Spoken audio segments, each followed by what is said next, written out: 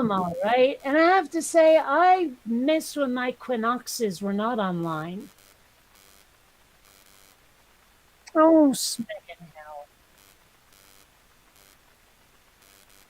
Yeah. What the hell is going on here? I don't know, but I'm sure it must be your fault. Of course it is.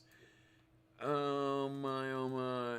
Okay, let's give it a try again here. We're gonna go to the.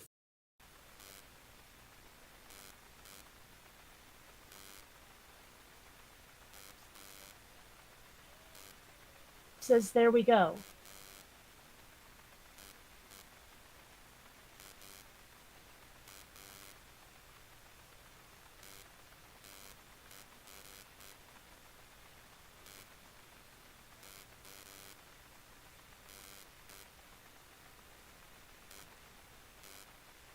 It sounds like what I have to do.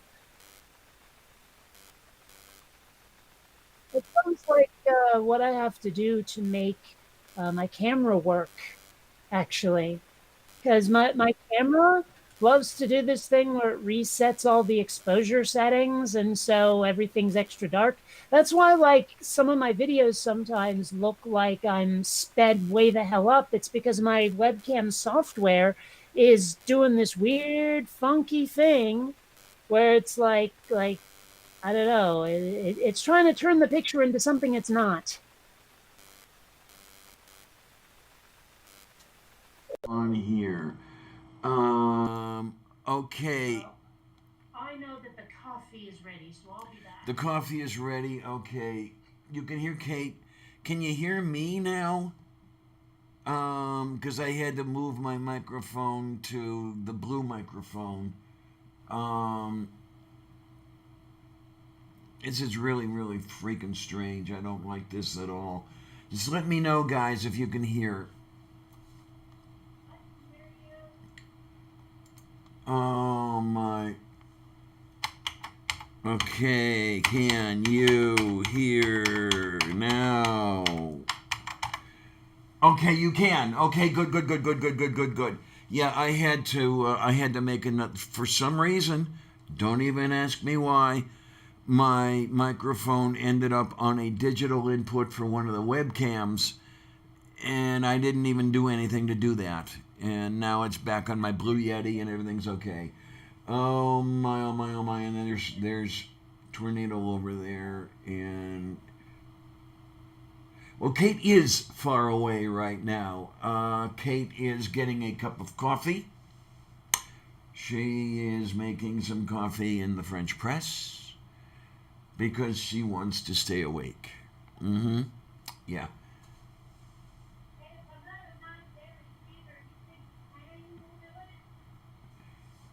Yeah, I just might. She says she's on a non-dairy creamer and she's wondering. No, you didn't lose Kate. She's in the kitchen. Or at least as far as I can tell, she's in. That's the reason you're not hearing her. Oh my! But yeah, here we are. This is indeed here in the northern hemisphere. It's the first day of autumn. It's the autumnal equinox. Let's get that out. You know what? I miss when my Quinoxes were not online. There you are. All those darn equinoxes. Okay, you should be able to hear Kate now because she's sitting at her camera, beautiful as I ever. are. Mm-hmm. And LOI, okay. That's interesting. Lunar orbit insertion? I think that's supposed to be lol. Oh, okay, okay, okay. Oh my, oh my. Coffee is yummy and tasty. It really is. Um, Except when it's not. yeah, but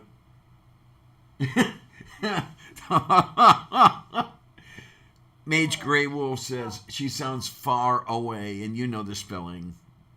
Yeah, well, yeah. You know that would be interesting, though.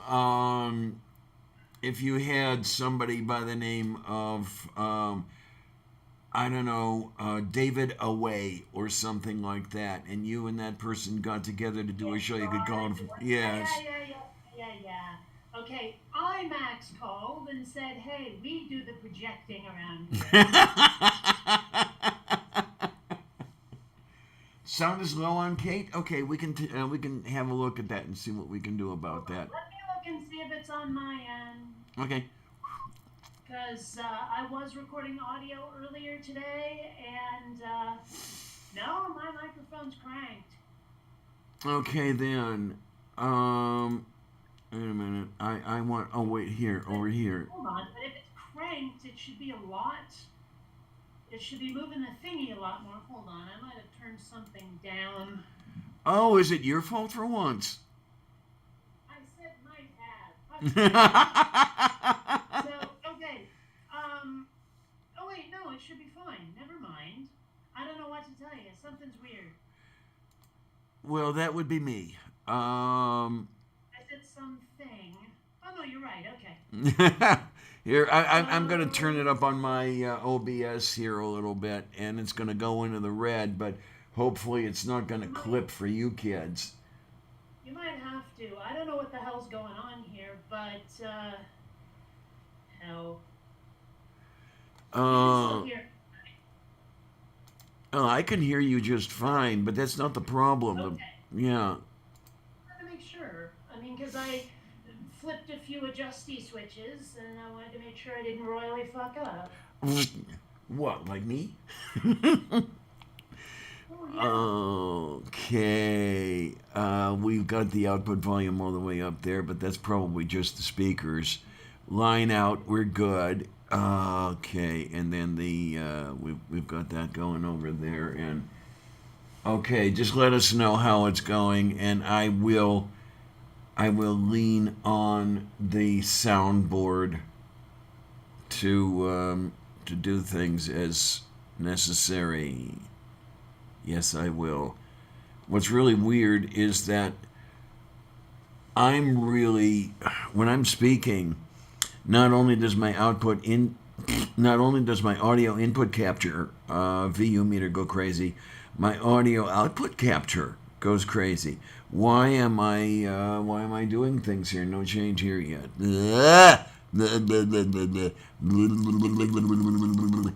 Oh, scheiße. Oh my, oh my, oh my, oh my, oh my. Well, poop. Hmm.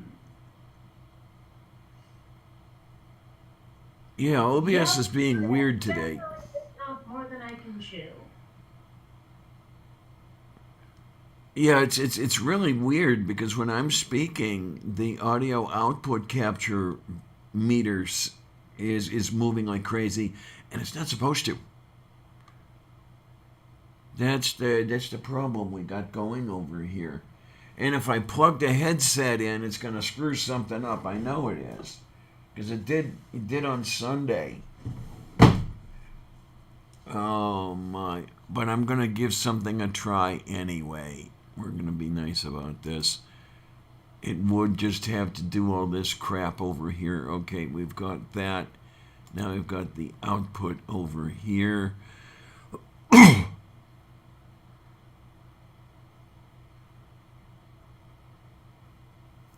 But yeah, if I do anything to that, this is craziness. Well, we may be making some changes on Sunday Okay. because I've had yeah, this is just too much for even me. And I have lost all track of what the hell day it is. Today is Tuesday, 22 September. What are you doing? Okay, let me clarify what day of the week it is. So Tuesday then. Yep. Yeah, auf Deutsch, it's known as Dienstag, which is the day of service. Interesting. Sure. But the verb in German dienen is to serve.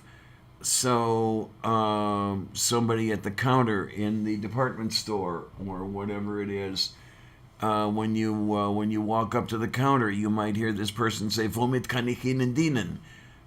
In other words, how can I help you? Oh, I heard something about vomiting in there.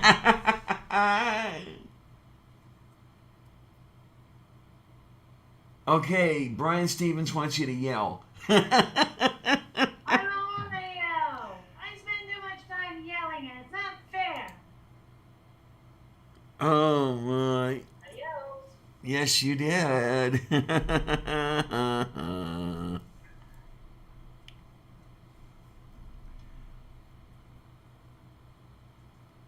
Okay, Brian says, I served today, sealed a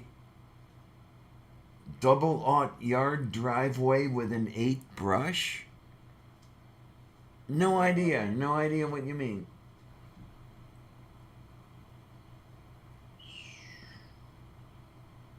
You know, right now, me being on camera is not serving a useful purpose.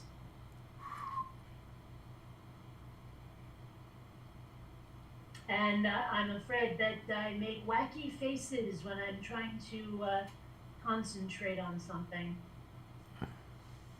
You know? I don't know, because, A study a while back about why people stick their tongue out when they're busy. mm. Well, it's kind of an ADD thing, actually. Because whether we realize it or not, our tongue is actually almost constantly in motion. And so, much like when the radio is too loud and you have to turn it down to look at a map and what the fuck is that about, you need to still your tongue to make it stop moving around and distracting you. And that's why people, when they're busy, will often stick out their tongue. Oh, Yep. I'm gonna try something here. Okay. I don't know if anybody heard the. I heard a ringy ringy. Yeah, that's what they do when you say test the speakers. Oh. And I don't know, did anybody else hear that stuff or whatever's going on here? Blue microphones, speakers, we don't want to do that. Definitely don't want to do that. We don't want to do the HDMI audio. Okay, that would leave only the generic analog stereo. But then again, I don't know if I don't know if OBS would pick that up. This is the crazinesses. Over to here is on the thing for to into. Why is it the into thing? I don't. Why is that thing picking me? I don't understand why the audio output capture is going crazy when I'm speaking and she's still heavily muffled. Wait a minute. No. I'm going to go to audio output capture. I'm going to go to properties. I'm going to go to.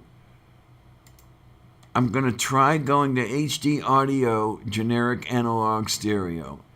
And we're going to see what this does. Okay. So let me check something real quick. Oh, right, I have to click apply. Well, my microphone sounds fine to me on my end. I don't know what to tell you. I don't know what to tell me either, because that thing is still behaving strangely. No, that was 7:18, so that's a minute ago. Well, I'm not going to say it was the aliens, but it was the aliens. Okay. So that would be the people from foreign lands, right? No, it wouldn't. Oh my, oh my, oh my. Does it ever bother you that we quite literally named our planet Dirt? Yeah, especially when you're looking at it from, elsewhere, and most of the surface is water. Well, that too, yeah. But even if it wasn't, I'm just like, yeah, we're from planet Dirt. Respect us. It's like, you can totally see some alien species out there going, yeah, you guys are too weird. Mm-hmm. Well, that's the whole thing. Is I can tell I can tell the people who insist that we are visited by space aliens and that they've been anally probed and everything else like that. I can assure them that no alien in a right mind would want to spend any time down here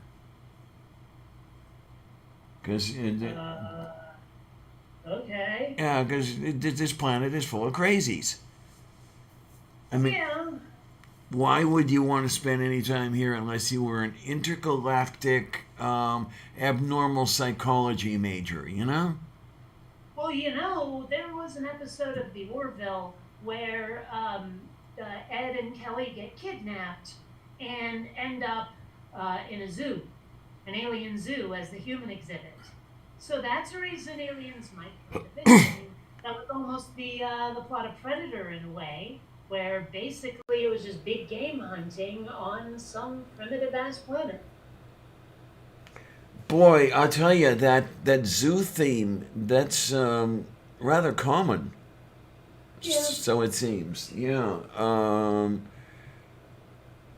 I remember reading a short story years and years ago. I wish I could remember who wrote it about a little girl who had to pretend that she was a robot in order to avoid capture and display in a zoo. Hmm. And it didn't work, but by the end of the Yeah. story, she was eventually captured. I think Do you she's. remember when? What? I think she was. I think she spontaneously smiled at something or something like that. You know that robots Um, didn't do. Did, do you remember when people assumed that robots would walk with stiff joints? Mm-hmm. Mm-hmm. And of course speak with robotic voices by your command and all that stuff. Yeah, that's. I guess that would be a way to distinguish one from the other. You know, the story writers wanted it that way, so you knew which was which. But then you've got things like the Turing test to gauge how much like a human a machine is. Interesting that Vonrek says. Oddly, Hmm. abnormal psychology is mostly about figuring out what normal is. Hmm. Well, I mean, maybe normal is not a thing. Maybe it's a moving target. And maybe we should just admit that when we say what's normal, we're really saying what's most common. Well, yeah, I mean, that is an official definition of the word. You know, when you're looking at the normal curve, that highest point on the bump is what is referred to as normal. It's the most prevalent. It's the most common. Um, I just wish that that would be the definition mostly in use, rather than placing a value judgment on the word. Because the other thing I notice is Okay. that, as far as normal and abnormal are concerned, when you ask someone what normal is, it's what they like, and abnormal is what they don't like. Well, yes and no. I mean, there's a lot of times where what I like is definitely abnormal. Mm, yeah, but who is it that's telling you it's abnormal? Someone who doesn't like it? No, me. Oh, okay. Because I looked at what is at least most common, if not most normal, and what I like tends to not be it.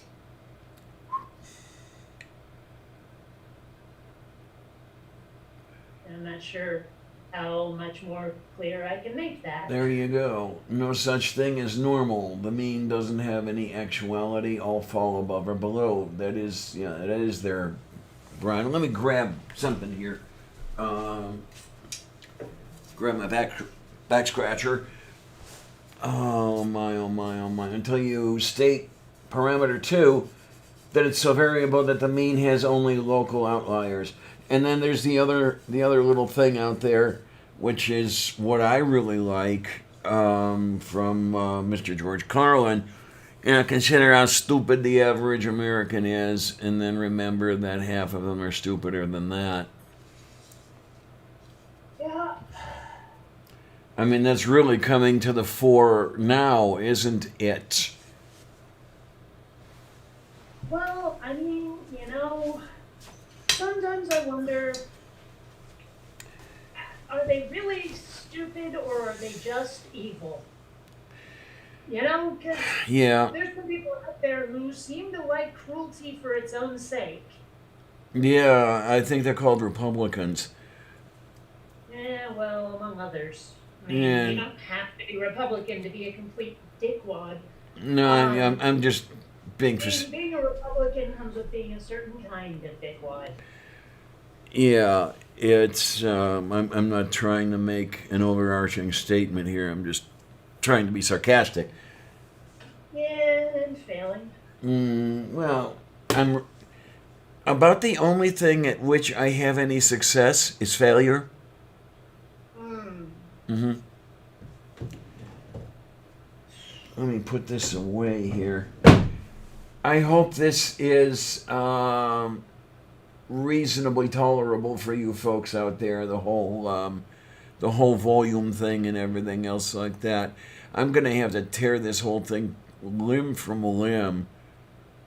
At least I'll have a few days to do it, and then try to reassemble it, and we'll try to be nice and try to make all you kids happy because that's why I'm here. That's why I'm doing this. Anyway, Well, being nice is for suckers. And there's one born every minute. yeah, pretty much. And I don't know. There are about 63 million of them walking around this part of the continent right now, but it's another story again. I just noticed earlier today that Mitt Romney has said that he's not going to try to stand in the way of a SCOTUS vote. Yeah, well, Mitt Romney. I mean, he's not exactly anyone about whom I give much of a shit as long as he's staying out of the way. Yeah, well, at this point, staying out of the way, and that's not necessarily helpful either. No, this is going to be really Well, this it's next. helpful if you're a Republican. Mm, I mean, this next period of about 3 months or 4 months is going to be really, really, really interesting.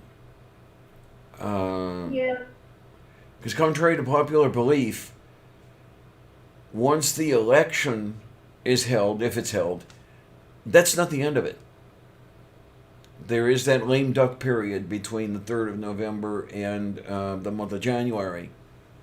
yeah, well, if Biden gets elected, he's going to end up governing like a lame duck. So we may be Yeah, in for 4 years of lame duckery. quack quack. I'm just saying, I mean, there's no way Joe Biden gets a second term. That's just a given. Oh, If right. he doesn't die in office, he'll be way, way too old to keep going in 4 more years. Well, that's what I And was. so that's why he can govern like a lame duck. He can do whatever the hell he wants because he does not have to seek reelection. And the interesting thing is, whatever the hell he wants isn't necessarily a good thing. Because I see him looking at business as usual, and well, anymore, what is business as usual? That's another story entirely. But there are things that many people are saying we desperately need, and I don't see him implementing any of them. Nope, not a bit of it. And I keep trying to explain to people why I'm not just falling in line like a good little drone. And the thing is, I'm getting the impression that the concept is so alien to them that they are like translating it into something more comprehensible in their heads. Mm. It's like I've run into that problem a lot with people where I'm trying to say something and they like it's so far outside of what they're even willing to consider that they just don't get it. Interesting what Vonrick, I think it is, just said. I'm looking something up right now, so I'm going to have to go back. Here we go. Now I can go back here. Where's my open chat? Vonrick said, "You say that, Kate, but Reagan was older." And I'm going over here to try to see what we've got here. How old was Reagan when he became president? That would have been in 1980. He would have been not quite 70 years old. So for his second term, it would have been not quite 74. Isn't around about Biden's age? He's like 74 or 72 or something. Yeah, he is in his 70s now, if I remember Yeah. correctly. Um, So let me look here.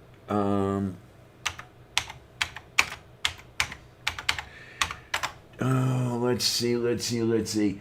Born 20 November 1942. He is 77, heading for 78. mm.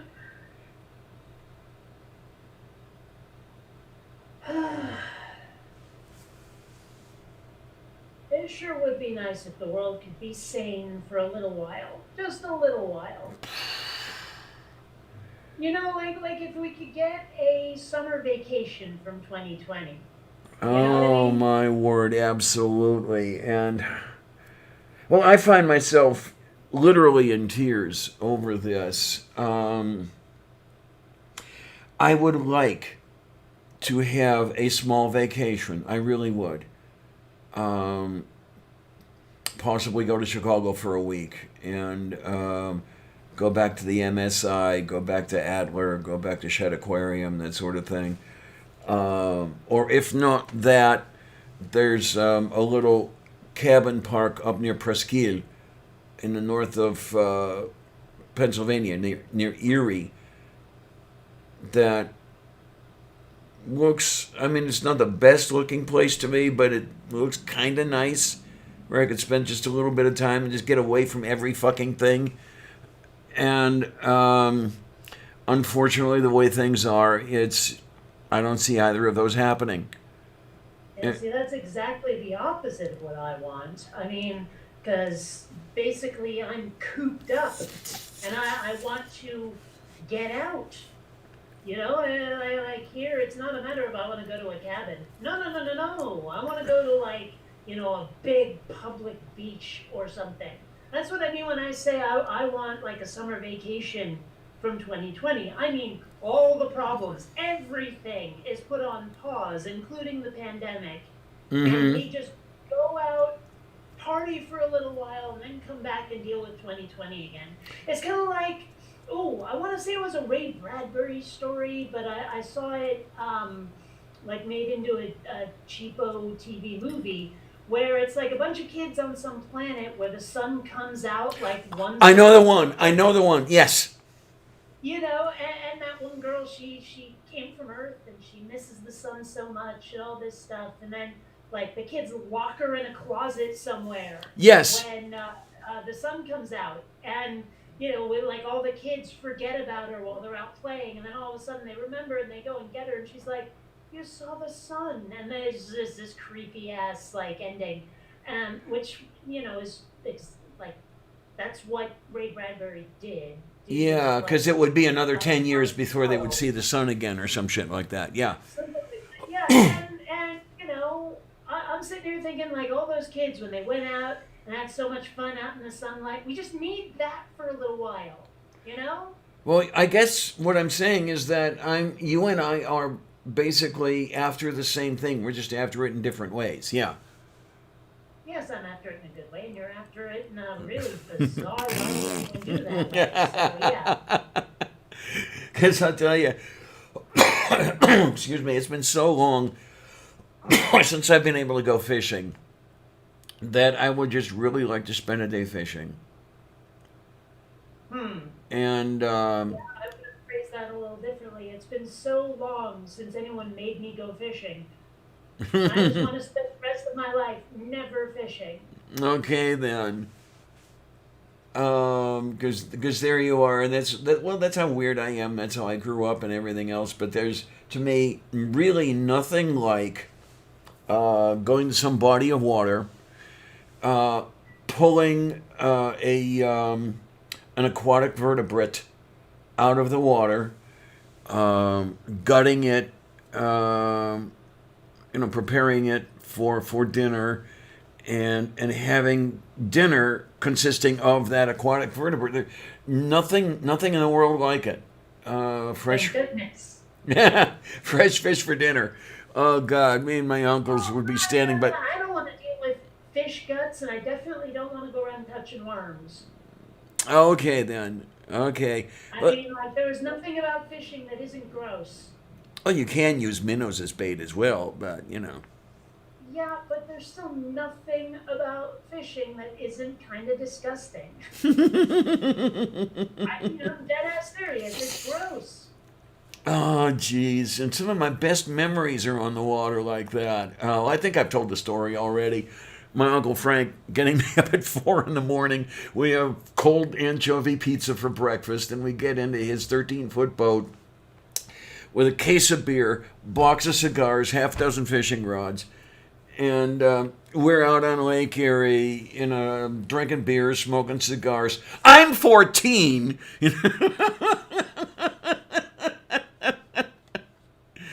Oh my, oh my, oh well. What can I say? Yeah. Huh? Well, you know what? Sorry, there was another. Hold on, rewind. Because there were a couple of random ass syllables at the end of whatever it was you just said that didn't make any sense. Oh, I said, what can I say at ya? Oh, yeah. Okay, At ya. Yeah. I heard something like yub yub, and I'm like, the thing you Oh, used to sing what? yeah. I like to screw around with adverbs because This was a pronunciation issue. the non English languages I speak use adverbs different to the adverbs English uses. For example, in English you might think about something. In German you think on it. So, Yes, but that's not what happened here. oh, What okay. happened here was the way you said "atya" sounded like "nyang nyang," Nyang, nyang, nyang, and nyang, nyang, well, nyang, nyang. obviously that confused me. So Uh, at any rate, yeah, it's just let me go over here and see what we've got. Back to the open chat. Sounds like Brian Stevens says sounds like a good day on the lake to me. To me, it was. I mean, I dearly love that stuff. Um, my best memories on a lake are usually things like water skiing. okay. I mean, let's put it this way. It's a good day if, when you come home, you have to squeegee bugs off your teeth. Oh my! I've been water skiing, but not very much, really. Um, Oh, it's an absolute blast. the the uncle that had the set of skis didn't always bring them out, so it was kind of a treat when we got to go skiing. I just that like as much as I didn't enjoy living in Vermont as a kid because it kind of sucked. There was something nice about being raised right on Lake Champlain. I mean, like, right the hell on Lake Champlain. That was nice. Okay then. Well, I mean, there's so many things you can do as a kid on a lake. You Yes, know, yes, I yes. mean, like, there's the water skiing, like I said. There's the swimming, and then in the wintertime, you can either go ice skiing, or ice skating, sorry, or I've mentioned before that we used to drive cars on a frozen lake. Oh yeah. Now I had heard stories about that quite a bit. Now when I was younger, Lake Erie was too polluted to freeze over like that, so you were not able to drive a car over the frozen lake.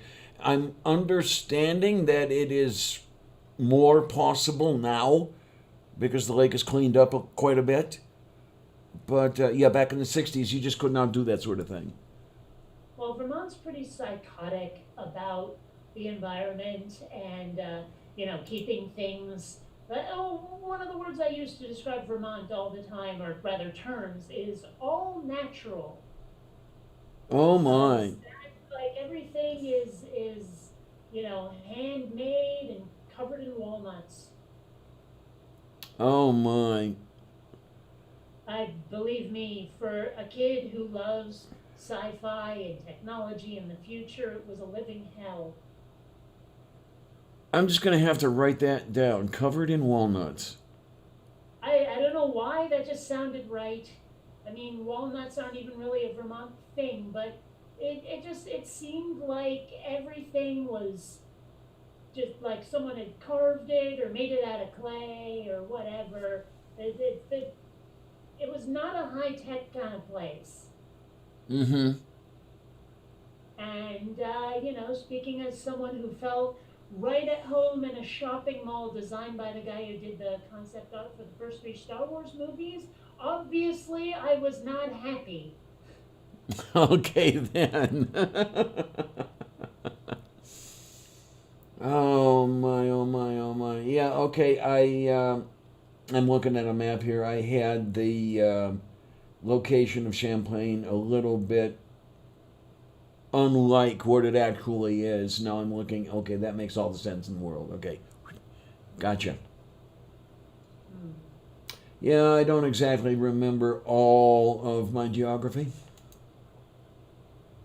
Well, I don't know.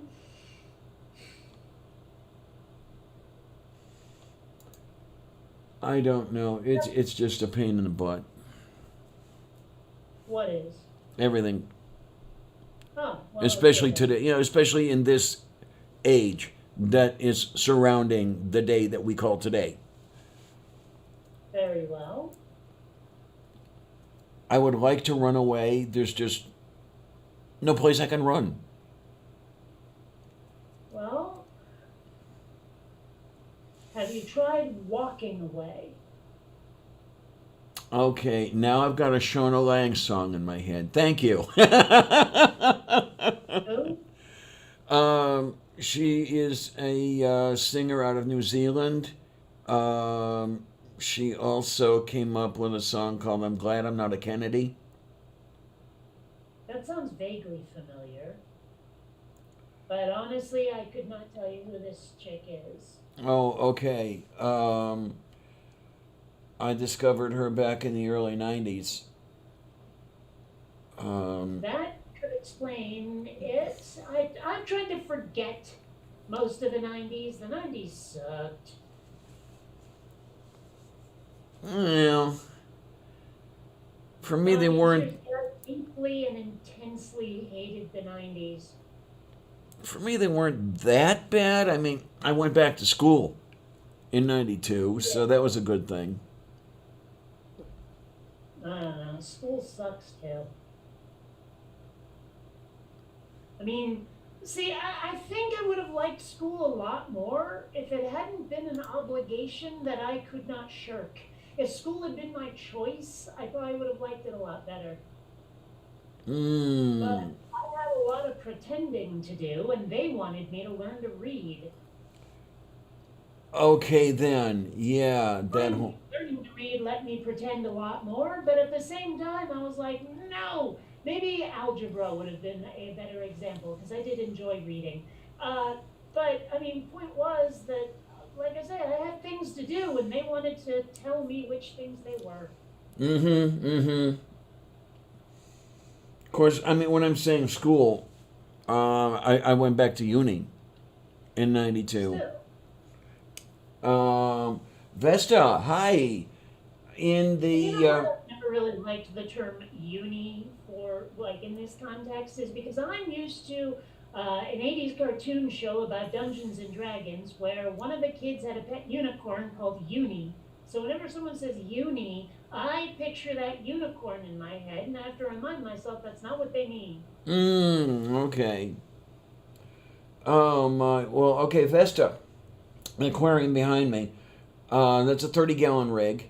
Right now, I've got 10 neon tetras in there, and I want, as soon as I am up for awake for an entire day, I want to pick up some platies and put them into the tank along with the neons. Yeah, I was. Have you thought about upgrading to halogen tetras? I know that they would use a lot less power, at least as far as I understand it. But then again, they're harder to find. So, what can I tell you? How about LED tetras then? Who Tetris? LED. That would be amazing, wouldn't it? I mean, you'd have virtually no power consumption. You've got blue now, so that would really be nice. Uh, Just like the color blue. Something uh, oddly comforting about it. I've never understood why people thought blue was depressing. oh, blue is lovely. I love blue. It's right. It might it might actually be my favorite color. If it's not my favorite, it's one of the top three. Well, I mean, when I think of blue, I think of like sunny summer skies. What's Yeah, depressing about that? indeed, he does. So, humans, Humans are.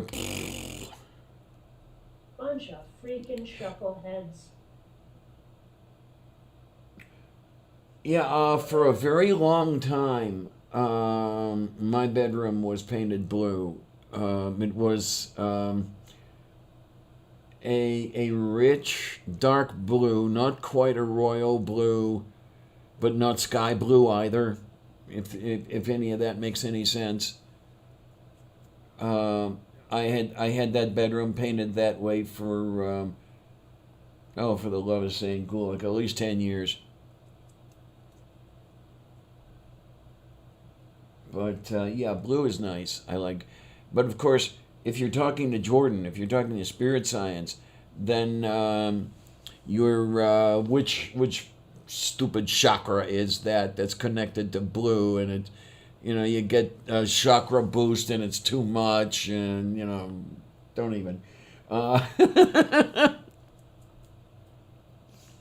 yeah, I live in a apartment which is just a dirty white. And I wish I could have a splash of color in here, but oh well.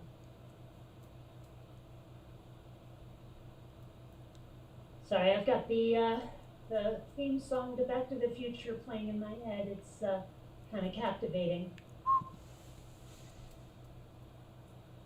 Yeah, I just like rewatched that before the show and sort of having a bit of a nostalgic asm. So, Okay then. Oh God, it's been a long, long time since I watched that film.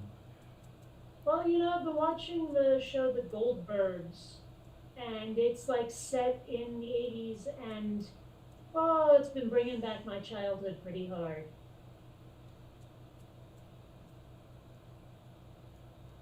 Oh, there's that. I got a little bit of a scare last night, though, because Hmm. I'm watching the Goldbergs, and all of a sudden, out of nowhere, they've like switched to the 90s and changed who the main character was. And I'm like, what the fuck, what the fuck, what the fuck? I don't like this. I hate the 90s and I like the characters the way they were. But then what it turned out was that it was the setup for a spin off show, you Oh, see. okay then. Gotcha. Yeah, so it like, but it scared me. I was like, no, my 80s show went 90s, what the fuck? But yeah, Well, I so. guess then with all that spinning going on, it got a little disorienting, and yeah, that's the way it works. You saw that thing. Actually, I think I've mentioned it before, but in my most recent video, I was talking about theist logic and like the amount of thinking they seem willing to put into scientific concepts. Well, it was the thing about where I'm like, as kids, we used to spin around and around because it was fun. We were small, we were like four, and making yourself dizzy was like, wow, look what I can do, right? Uh, and then when I got dizzy, I thought, oh, this is actually kind of unpleasant. How do I make myself not dizzy? I know, I'll spin in the other direction to undizzy myself because I spun this way. And then it, of course, didn't work. But that level of thought seems to be about as deep as the fundies are willing to go when it comes to scientific thought, research, whatever. I mean, you listen to them talk about things like evolution and the Big Bang and all that stuff. It just sounds like they're making up stream of consciousness shit out of their heads. Oh, indeed, especially when you hear them saying, well, this is what you claim, and we're looking at each other saying, but nobody ever said that. Well, I actually got onto a board on Facebook and I was like, why is it that creation? Oh, hell. I gotta get this. Give me a sec. Yeah, sure thing. Oh my. Okay, so the sky is falling, and there is somebody calling Kate to tell her that she needs to prop the sky up. Pretty much. No, huh?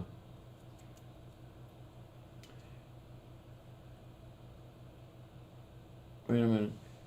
They only go as far as their bias will let them, limited by the. Oh. Cog dis. Yes. Cognitive dissonance. Took me a second to figure that one out.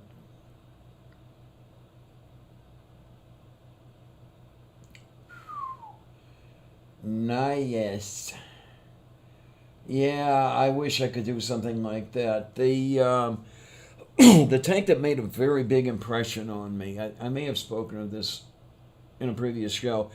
The male slimy bastard had a beverage store, and he did deliveries.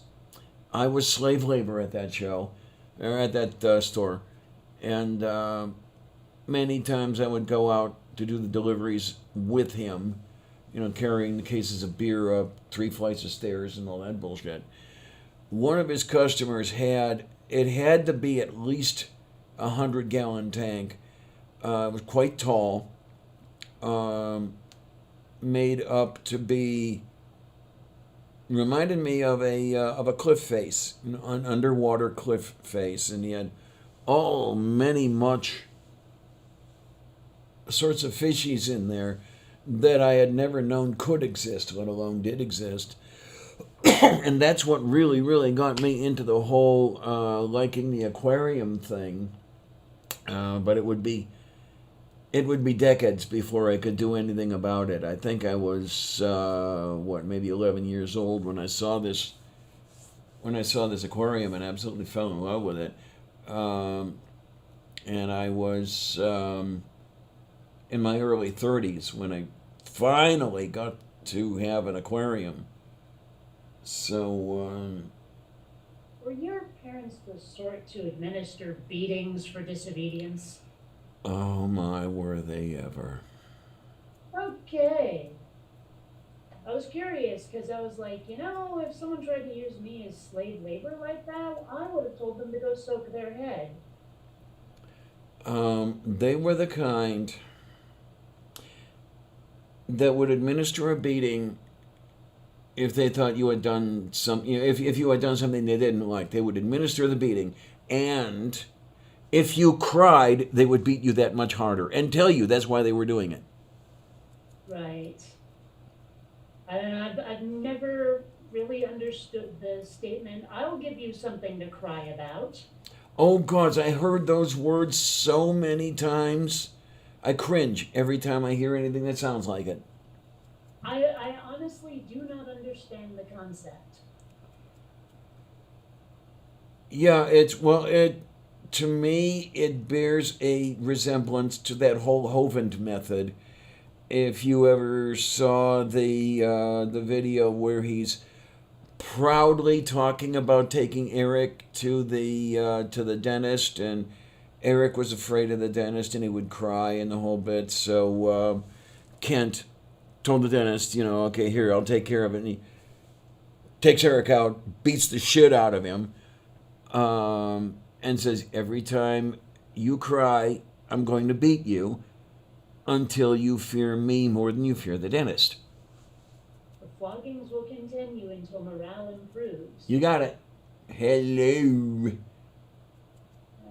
Well, I have to admit, I was curious. Yeah, I'm not sure how long I would have put up with that, to be honest. I'm the sort who, if they tried to beat me like that, they would have ended up a strange smell in the attic. Like, yeah. seriously, I probably would have murdered them in their sleep if I'd been in that position. I was afraid to. I mean, I had had my thoughts of retaliation, but there were.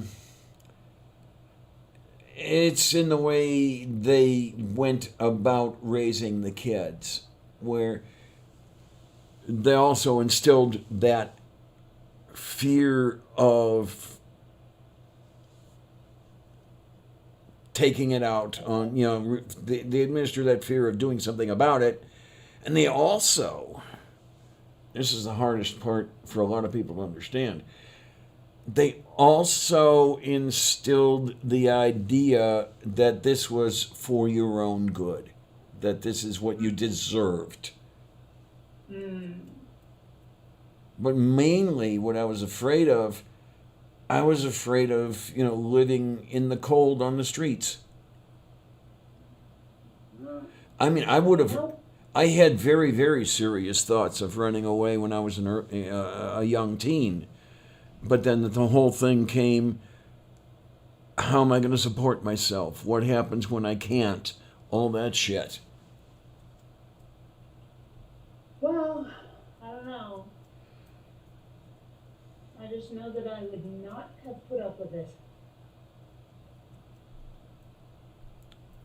And I this, mean, I probably would have ended up spending the rest of my life in prison, but I wouldn't have put up with it. my ex knows somebody like that.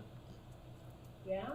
Yeah, one of her high school friends was horribly abused by her mother, and the friend killed her mother, and as far as I understand, is spending life in prison.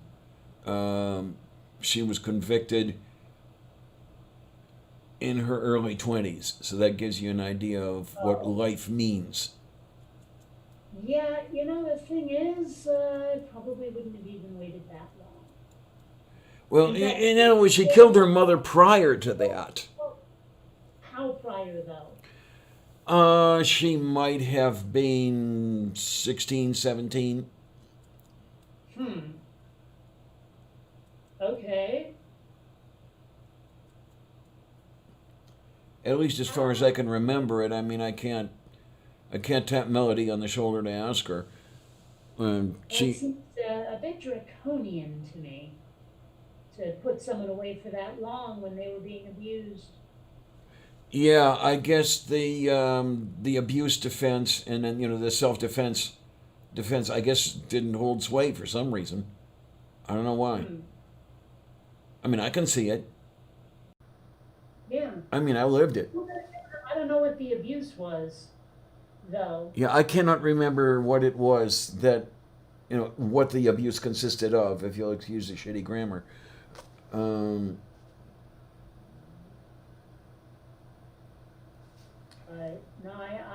definitely have Hi, done Beach. something about it, done something dramatic about it if it went on too long, and probably even before my age was in the double digits. Mm-hmm.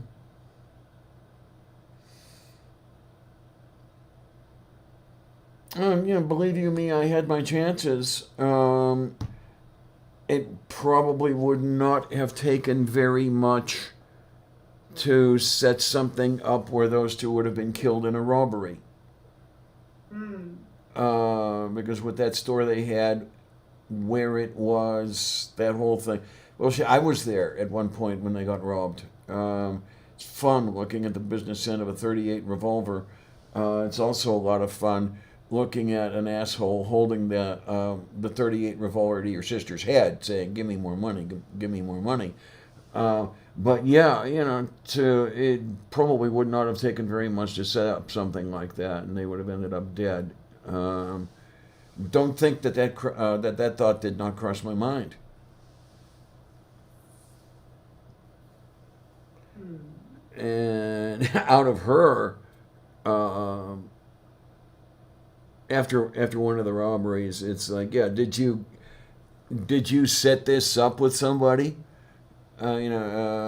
She was quite serious when she asked me if I had set up the robbery, and it's like, what the fuck? Where are you coming from? But it, you know, the amount of damage these people would have to have had to even think that. I mean, ha, to even suspect that their kid might have set up a robbery is insanity. Mm-hmm. It is, and they were insane. Ugh. Oh my! And this is the kind of thing that I talk about when I say it's really too bad that adoptive parents are not, whatever, screened very, very, very, very thoroughly. At the time, I don't know if that would have turned up or if anybody would have known to turn it up or known what to do about it. But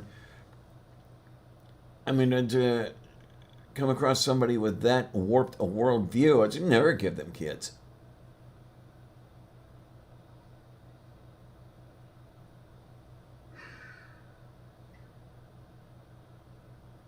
Yeah, well, there are definitely some people who are not fit to be parents. Oh Although the yeah. sad part is they probably think that of other people as well. Well, there you are, and this is what I tell people is when I explain myself, about why I did not have kids. Um, I did not see myself as fit to be a parent. Okay, I didn't have it and I knew it. Unlike a couple people I could name. Well, I make a pretty damn good babysitter. I'd make a rotten parent. Okay, okay. Well, because, after a while, I wouldn't be able to put up with them anymore. And I Mm-hmm. don't want to, like, change diapers. Yeah.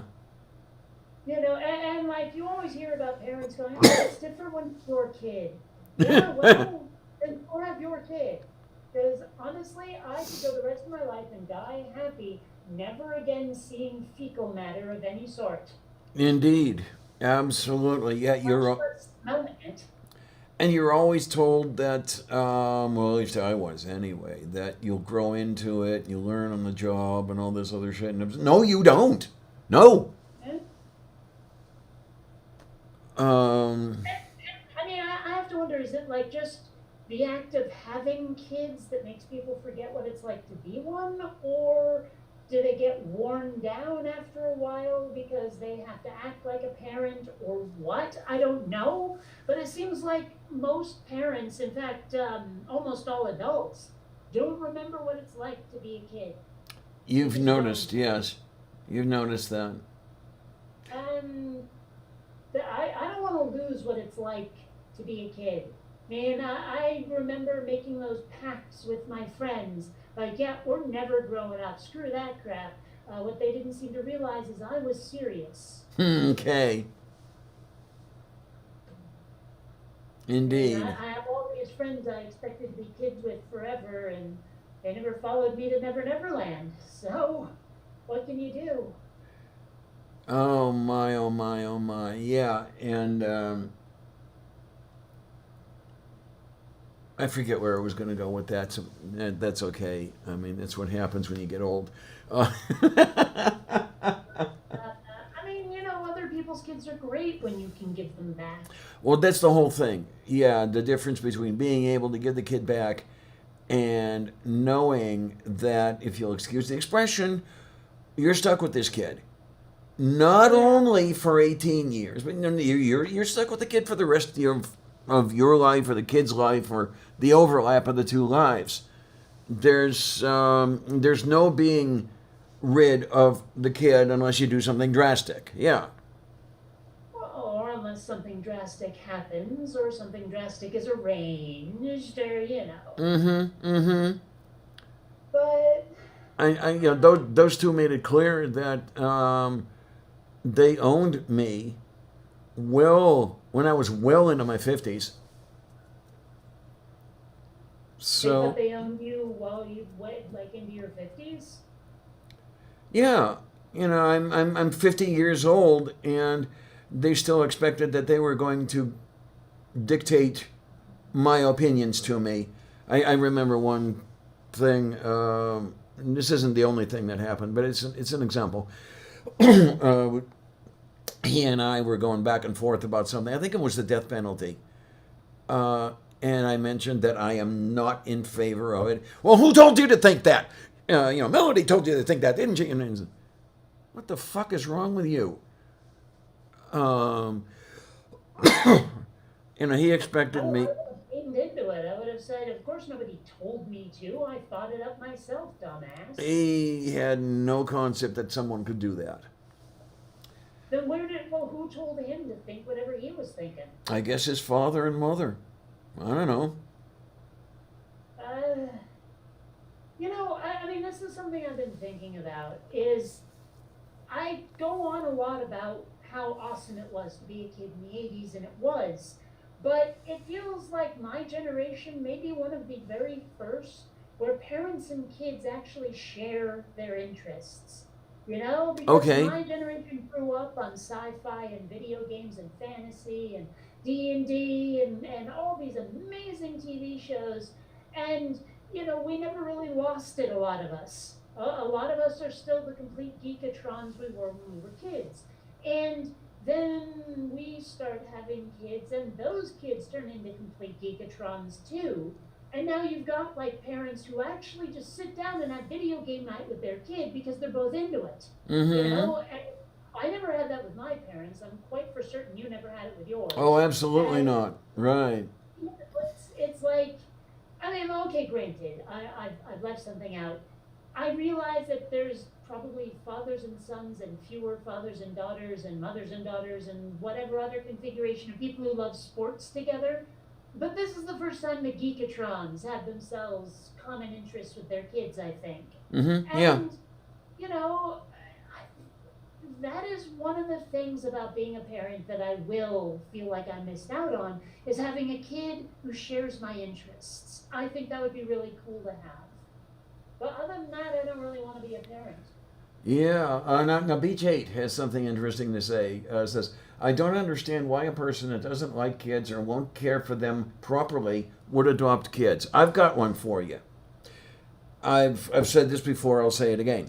There was the day at one of the holiday things where the slimy bastards had everybody over for one of the holiday dinners. It might have been Thanksgiving. It might have been Christmas. I'm not sure which.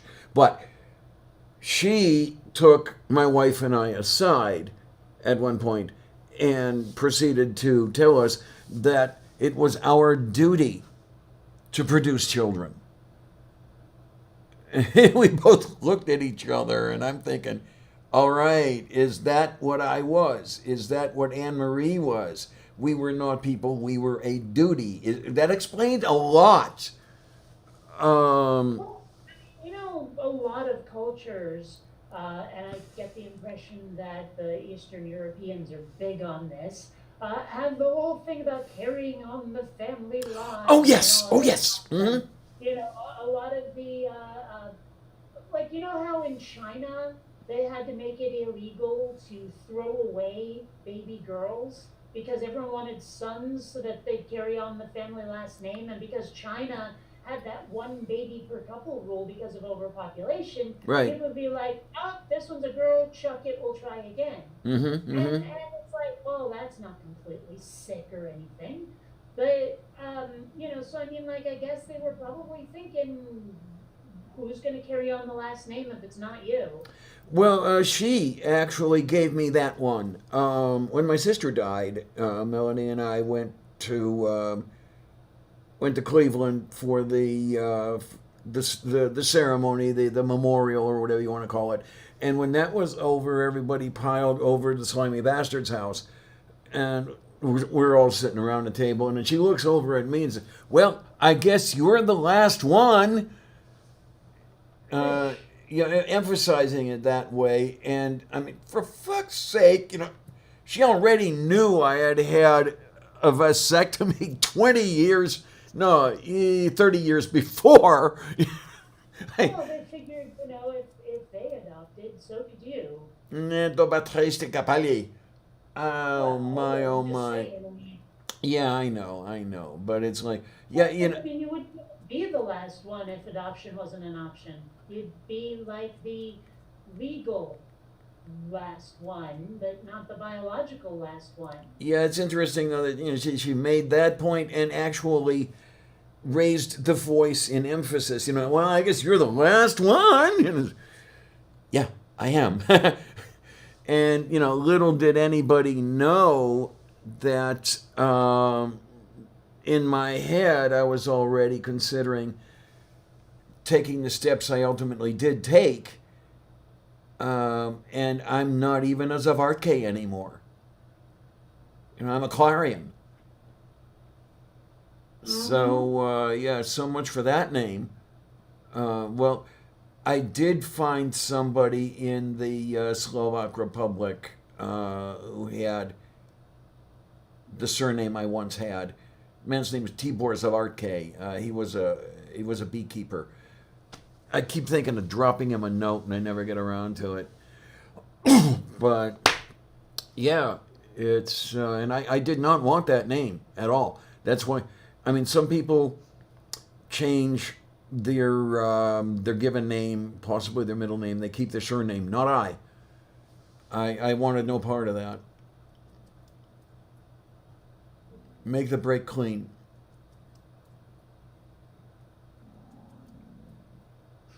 Well, sometimes I wonder, what was my name before I was given up for adoption?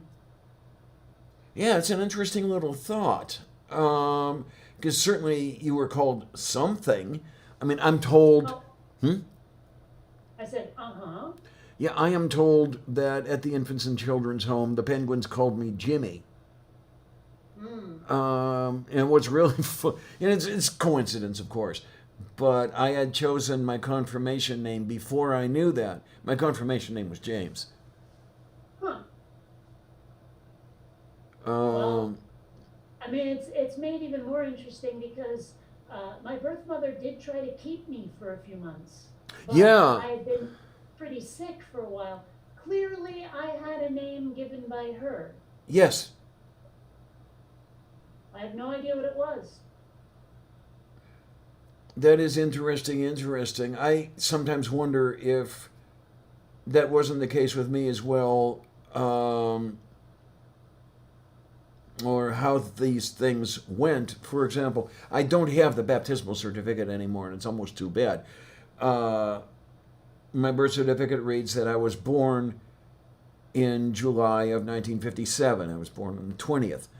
Um, the baptismal certificate reads that I was baptized in February of 1958. So there was a 7 month period between birth and baptism. Was I baptized twice? I don't know. Were I baptized twice? Wouldn't I have two baptismal certificates? Um, or how did that sort of thing? So, was I in? What? What do the God botherers think if you were baptized twice? Does it make you extra baptized, or is it just an on-off switch, or does it somehow like negate itself and now you're damned because you got baptized too many times? How does it work for them? What does their legend say? I don't know. I really don't. I almost wonder if they give you a special dispensation, because that whole christening thing is not only are you being officially recognized as a Catholic, it's in its own way, you're officially recognized as a human being a member of that family or whatever it is, or it's a holdover from when you had the ceremony, whatever it was, performed after you were pretty sure that the kid would live. One of those deals. The whole thing is just so weird to me. I mean, like, I, I, I've thought about trying to create like fictional cults for stories and things like that, fictional religions for stories, and I cannot think of anything quite as weird as real religions Mm-hmm. because there are some fucked up things about real religions. And when I hear the different like rules that they have and the different expectations and all of that, it sounds so made up. That's the thing that really knocks me out is none of it sounds real. It sounds like the kind of thing that like someone wrote down all of the now make believe this that kids came up with and they were playing pretend and then Yeah. they tried to put them together into a cohesive whole Mm-hmm. is what it sounds like. It just I don't know.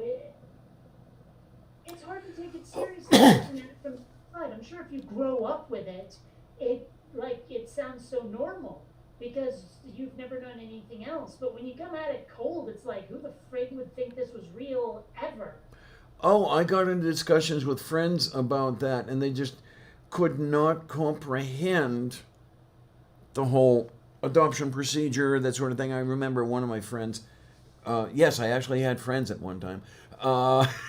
When I was a kid, said you're adopted. God, they buy you and sell you like dogs. I mean, he actually thought that. Um, I mean, yeah, there were court fees to pay and that sort of thing, but it wasn't anything the way Jimmy thought it was. Um, Mm. but yeah, Tara asked if how much did I get to know or anything. I got to know nothing about Biodad. About Biomom. I was told that she was a 23-year-old student nurse at the time I was born. That was about it. I know the place of my birth. It was at Huron Road Hospital in Cleveland. That being a teaching hospital, she probably was a student nurse there. So you know the place of your birth, you know the place of your conception. Oh, I was just headed there because it would. I don't know, but it would not surprise me at all. Okay, that if Biomom was a student nurse, Biodad was probably an intern, and I was probably conceived in a medical supply closet. I mean, really, that wouldn't surprise Well, me at all. yeah, I hate to say it. Sometimes I wonder, is there a chance I was the product of rape? Oh boy.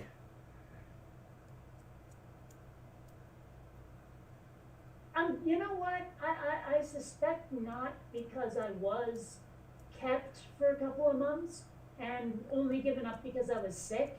Okay. And while there's plenty of women out there who keep their rape babies, I suspect not so much in my case, but I may be Okay. wrong. Okay.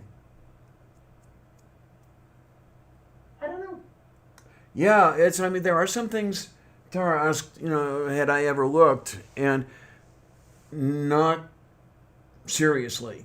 I mean, I'd put my name on a couple of lists, but I never went about hiring any of the people who actually go out and look for these things and everything else or anything like that. And, Yeah, uh, that's why I haven't gone looking, is it will cost money. yeah, I mean, she would, the female slimy bastard would go on all the time and, aren't you wondering about your birth mother? Aren't you trying to find your birth mother? To the point where I'm thinking, what? Are you jealous? Are you afraid that I'm going to jump ship or something? And she had some idea of how I felt about her, but not the entire extent.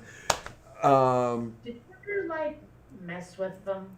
Like try to mess with their heads in a way? how do you But mean? in a way that cannot explicitly like blame on you. Like giving them really vague answers. Oh, okay. I don't remember doing anything like that. No, I'm thinking because I didn't know how. Hmm. I mean, if one of them had been asking me questions like that, have you gone looking for your birth parents? I probably would have thought up something to say that would make it sound like I might have. And again, maybe that's not what I meant. Mm-hmm. I mean, it would be great. I mean, I joke around about it. I know I've joked about it here on the show. It would be so wonderful to find my birth parents and discover that bio mom is a bull dyke and bio dad is a drag queen, and I've got two trans siblings. That would be perfect. I'd love every minute of that, but it's just a fantasy. If you're going to go finding the birth parents, you'll probably find them either in a nursing home or in the ground. Yeah. Well, from what I understand, I was told that bio mom was 23 when I was born, so she would be very likely about 86 at this Hmm. point. So yeah, on the edge, 50-50 shot. Are you still around, or are you dead? Well, I mean, that's better than nothing, I guess. I don't know. I figure if I'm going to go looking, I'd better do it soon. Mm-hmm. And well, what I would always tell the female, and I did actually mean it. It's like the way she would phrase, "Have I ever gone looking?" She would phrase it in a way that made me believe she was thinking, do you consider me your mother, or do you consider the woman who bore you to be your mother? And my answer would always be, well, you're the only mother I've ever known. And I'm thinking silently, for good or for ill. Um, so yeah, that sort of thing holds no sway with me. Um, contributing DNA does not make one a parent. Hmm. Uh, Well, and that is something like we don't really have language that makes certain distinctions. Like, mm, for example, the difference between a progenitor and a parent. I mean, if I said this is my progenitor, most people would probably go, what the fuck is that? Some kind of janitor? What? But even if they knew the word, they might still look at me funny, you know? mm-hmm. But then if I can't point at my adoptive parents and say, these are my adoptive parents, there's like no one word for person who raised me that is not biologically related to me. That word doesn't seem to exist. Yeah, yeah, right. And there's one thing that I did get to see one of the possible results of going looking. Um, my ex's mother had adopted a couple kids out before she got married to my ex's father. One of those kids found her, and it wasn't pretty. Oh, Um, yeah, my ex's father gave all indications of resenting the half sister showing up. Melody's half sister showing up, or his wife's daughter showing up. okay.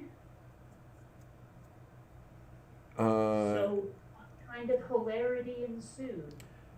It was a lot of if looks could kill, that sort of thing, and certain veiled comments. Um, I mean, it was no knockdown, drag out anything. But yeah, it would have been a lot, from what I can see, it would have been a lot better had Nancy never shown up. That's the other thing about it. She suddenly appeared at the door one day. Hi, Mom! Oh. Well, coming without warning like that, I guess I can see why it might not have been received as well as someone might hope. And that's kind of one of the funny things that is in my mind, and it's not the reason I don't go looking or did not go looking, but it's related to, I could just see going up to a doorstep, and then guy opens the door. Hello, hi, I'm looking for my mother. Honey, is there something you haven't told me? Yeah.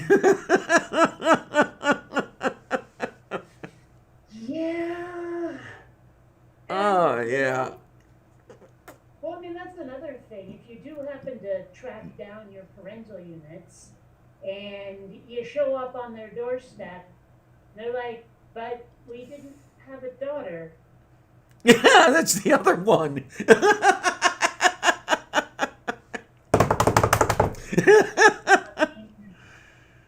That would have to be confusing Yes, it to would. somebody. Yeah, and considering the era from which they would have come, it would be something that would not necessarily sit well with them. Yeah.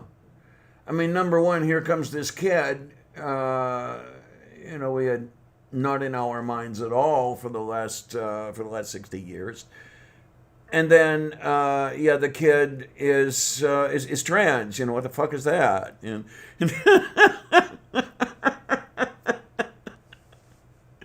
I'm all sorts of trouble, ain't I? Oh, not all sorts. Shut up, Clarion. Oh my, oh my, oh my. What do we have here from Phone Rick? My first long-term lover was adopted. He never went looking. His adoptive parents' father family had as family tradition, you have 2 or 3 kids and then you adopt one. That's interesting. I didn't know of anyone who considered that to be a tradition. I now know of someone who has. Okay. Oh my. Yeah. I mean, I know of it happening. I mean, I know of somebody having kids and then adopting more, but I never knew that anyone would consider that traditional. That doesn't sound traditional to me.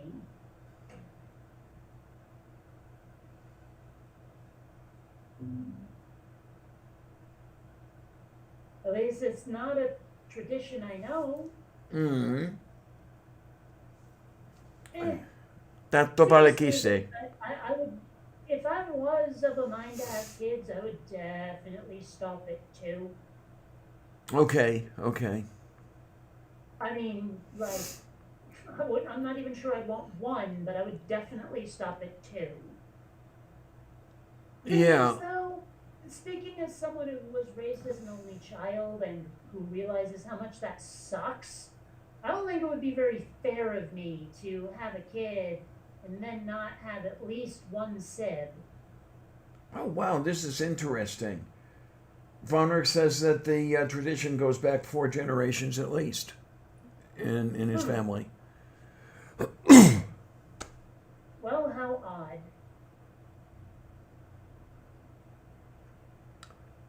I mean, one of the guys I worked for years ago had some number of kids, I forget how many, and then proceeded to be foster parent to many much more. And, it seems to me like it would have to be irresponsible to have too many kids. It is. Let me tell you.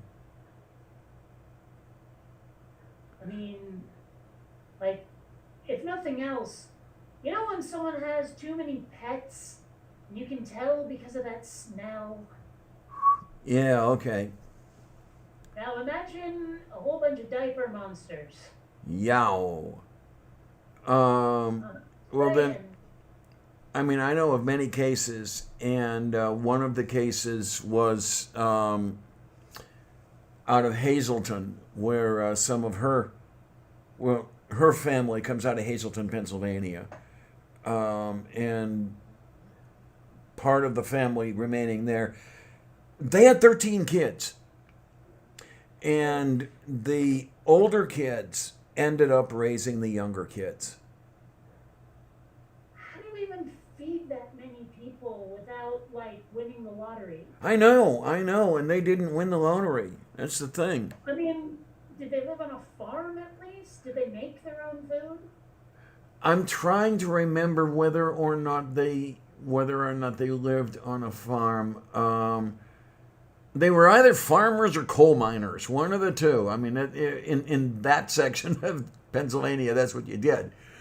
Um,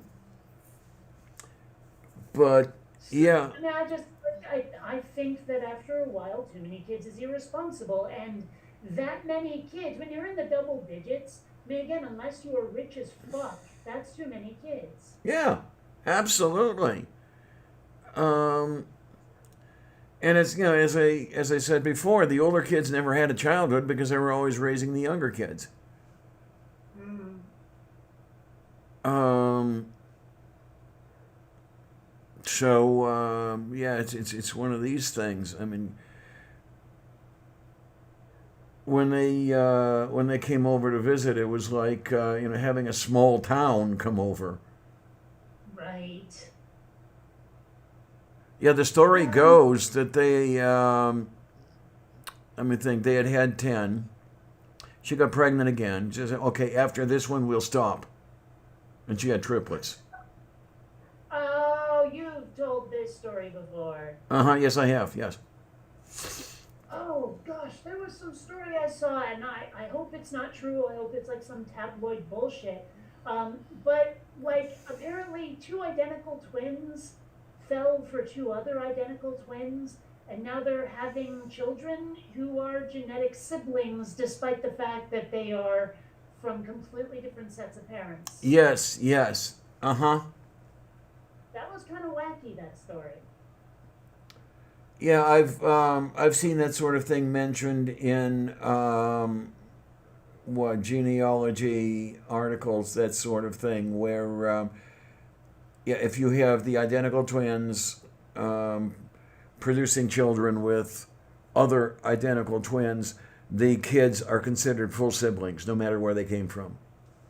Yep. You know, sometimes I wonder about people when they have these kids where something about their circumstances is kind of novel and it ends up in the news. Like, what is it like to be that kid?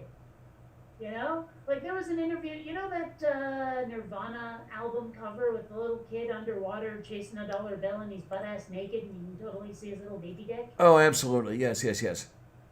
Well, I mean, I saw an interview with that kid when he was like a teenager or 20 years old at some point, asking him, like, so, you know the world's seen your ding dong, right? How do you feel about that? And it was just this wacky interview. Oh man, the thing I've thought of, um, and I really don't know how it would work out. I've never seen it in practice, but let's say that you have two people. They are each adopted children, and they were raised by different families. Oh dear, I think I know where this is going. You Go do, on. yes, you most certainly do. Then they get together, and everything's everything's happy ever after until they discover that they're the product of the same two people. How do they feel at that point when they get that news that they are siblings that have not only fulfilled the fantasies that some people do indeed have. I mean, there's incest porn out there. So some people think about that. But they've left something behind. They've actually produced offspring. The product of incest. How does everybody feel about that? Well, I have to say that I'm glad I'll never be in that position. But one thing I have wondered about is if that came up, and I'm like, well, we're never going to have kids being lesbians and all. So, is it really that terrible? Mm-hmm. Because, I mean, yeah, it would be weird. It would be really weird and creepy. But given that we didn't know when we got together, and given that we're not going to be, like, inbreeding, is there anything really that wrong with it, really? I mean,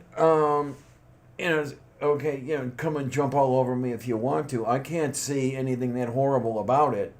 It's just one of those things that happened. I You mean, didn't engineer it. We have a cultural taboo about it, and that's the only reason it's weird. Mm-hmm. Yeah. Um, nobody engineered it, so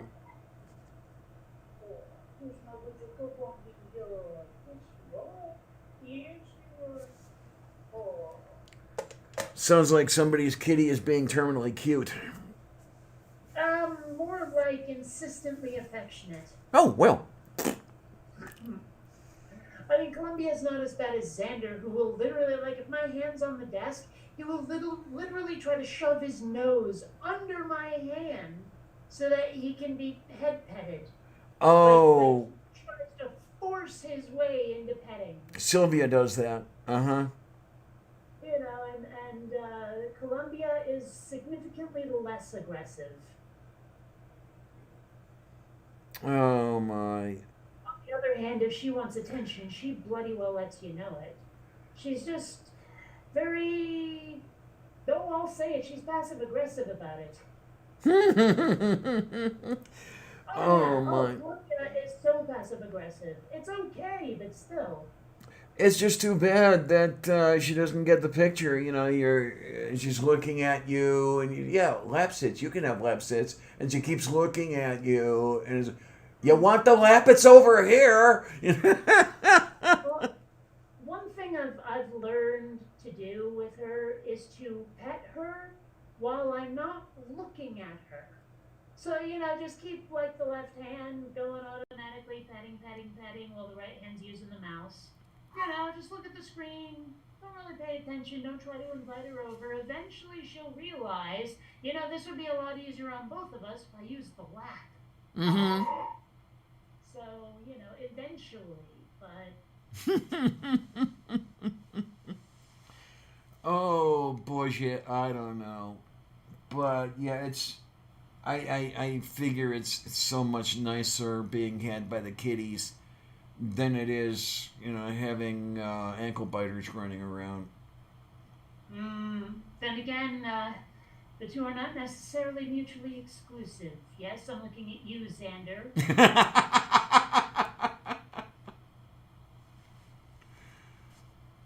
Oh my, oh my, oh my, oh my.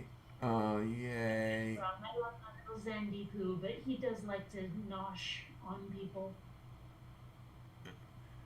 Yeah, I don't know. He has good taste in dinner. He's human. Das c'était But Petra de Marcoli. I like my kitty. My kitty is good. Yes. I mean, these guys may not be the best kitties in all of Kittyland, but they're still great. Oh, of course. Yes. I mean, I figure they very likely wouldn't be there were they not great kitties. Well, I mean, like, when you have that one pet who, like, just totally blew you away a long time ago, and you can't envision another pet taking their place in the number one slot? Okay, yeah. Well, I still haven't found a cat that fits there yet. Okay. I mean, I'm. As in a replacement for, the current occupant. Mm-hmm. I mean, I find myself encountering that a little bit because, well, they are so much alike. This is the thing. Sylvia resembles my Miranda so much that there are times I start to call her Miranda, and it's like, no, wait a minute, no. Miranda died 8 years ago. But yeah, it's they're not replacing. Sylvia's not a replacement for Miranda by any means, but so much alike that yeah, you kind of lose the distinction. One Don't be that guy. one nice thing. She Hmm? looked like she looked like she wanted lap sits, and then she meowed and walked away. And I'm like, seriously, like, what's your deal, buddy? Move beef. Um, yeah, where am I? Sylvia is considerably less neurotic than Miranda was, which is a difference I appreciate greatly. Let me tell you. But So I still. guess my question is like, did you ever have to read her rights? No, Miranda made it clear that I was the one being granted rights. Ah, yes, of Yes, course. I was. In the traditional kitty fashion. I was Miranda's human rather than Miranda being my kitty. Um, Yeah. and then in her case, it was definitely she kept me around for the opposable thumbs because she did like tuna. She couldn't get enough tuna. This one, strangely enough, is rather indifferent to tuna. Hmm. Maybe she prefers Karina. Yes, her thing is cheeky. Is what now? Cheeky. Bork bork. Okay, I am so lost. What are you trying to say? Sylvia's thing is chicken. Oh, She can't get enough cheeky chicken. oh, No. see, I kept hearing cheeky rather than Oh, chick. yeah, cheeky. Bork bork. Now, her, if chicky is not available, then ham is an acceptable substitute. Okay. Um, yeah, it's just that I don't have ham as often as I have chicken around here.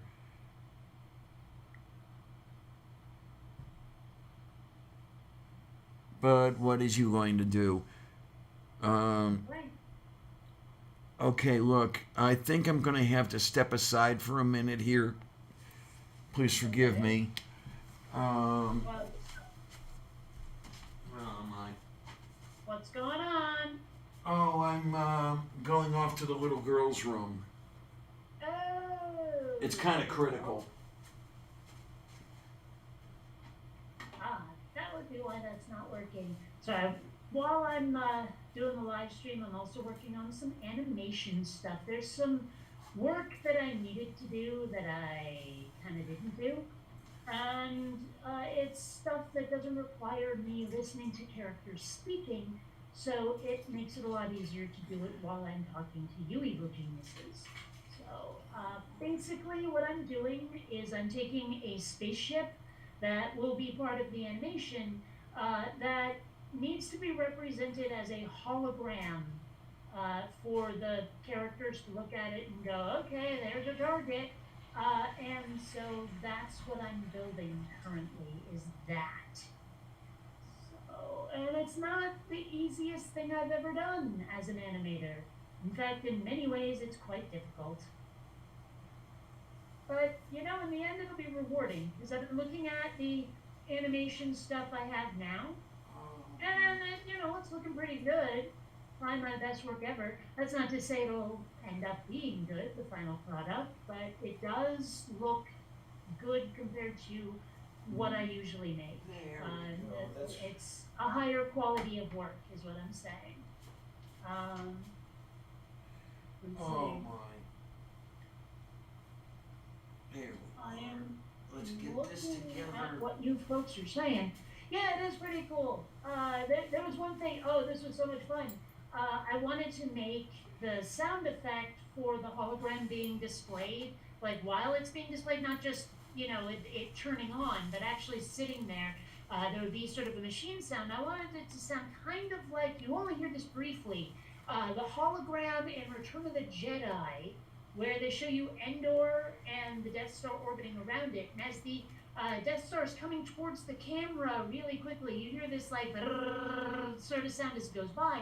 I wanted something like that, and I could not get a clean rip off of the DVD. There was always music or someone talking. So what I ended up doing in the end was I just sort of I got the microphone out and I went like this,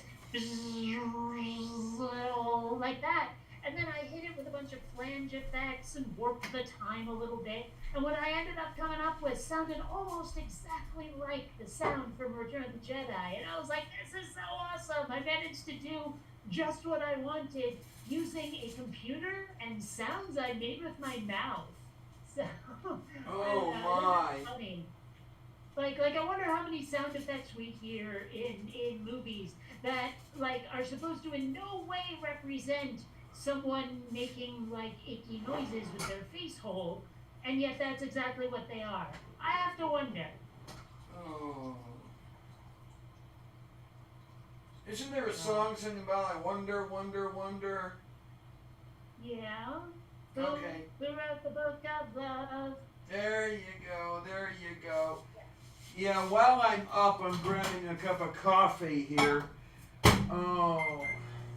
Thank you for your understanding. Yeah, things occasionally get critical very quickly, and if I don't want the chair to be all messed up, then I have to do something about it quickly. Oh my, oh my, oh my. I'm starting to suspect I need. No, actually, it'll be fine. Never mind. I was looking at something I was doing on this spaceship, and I wasn't sure if I was doing it right, but I'm doing it close enough to right that no one will notice. Okay. Olivia, it is not feeding time yet. You have, Yes, it is. looks like 12 more minutes. 12 more minutes, my little baby. You silly little muppet. But I want food. I want food now. Now. Yeah, okay, whatever you say there, Veruca. Oh, I'll tell you, that's one advantage I find to free feeding. There's the bowl of food on the kitchen floor, and there's the bowl of water next to it. And whenever Sylvia wants a bite, she goes and gets it. And whenever she wants a drink, she takes a sip. And what's really great is that as far as consumption goes, she doesn't do too much, she doesn't do too little. She just knows how much she needs, and that's how much she gets. And it's great. I don't have to watch the clock every day. Well, I don't know. Let me grab the coffee. It's not such a burden to feed the cats like that, for me anyway. But I suspect that if I tried to let them free feed, they would eat too much. They would overeat. I know Xander would. Well, there's So, there's the thing that Sylvia doesn't. She seems to be really good about that well, not my cats. because she's a pretty steady. Last I weighed her, she was about 7.5 pounds. I know there's got to be a way to reasonably weigh a cat, Oh, but sure. I don't know. I Okay. mean, like you'll probably stand on a scale and try to hold the cat and then let go. But the problem with that is that, well, the cat would probably struggle so that the weight would never stabilize.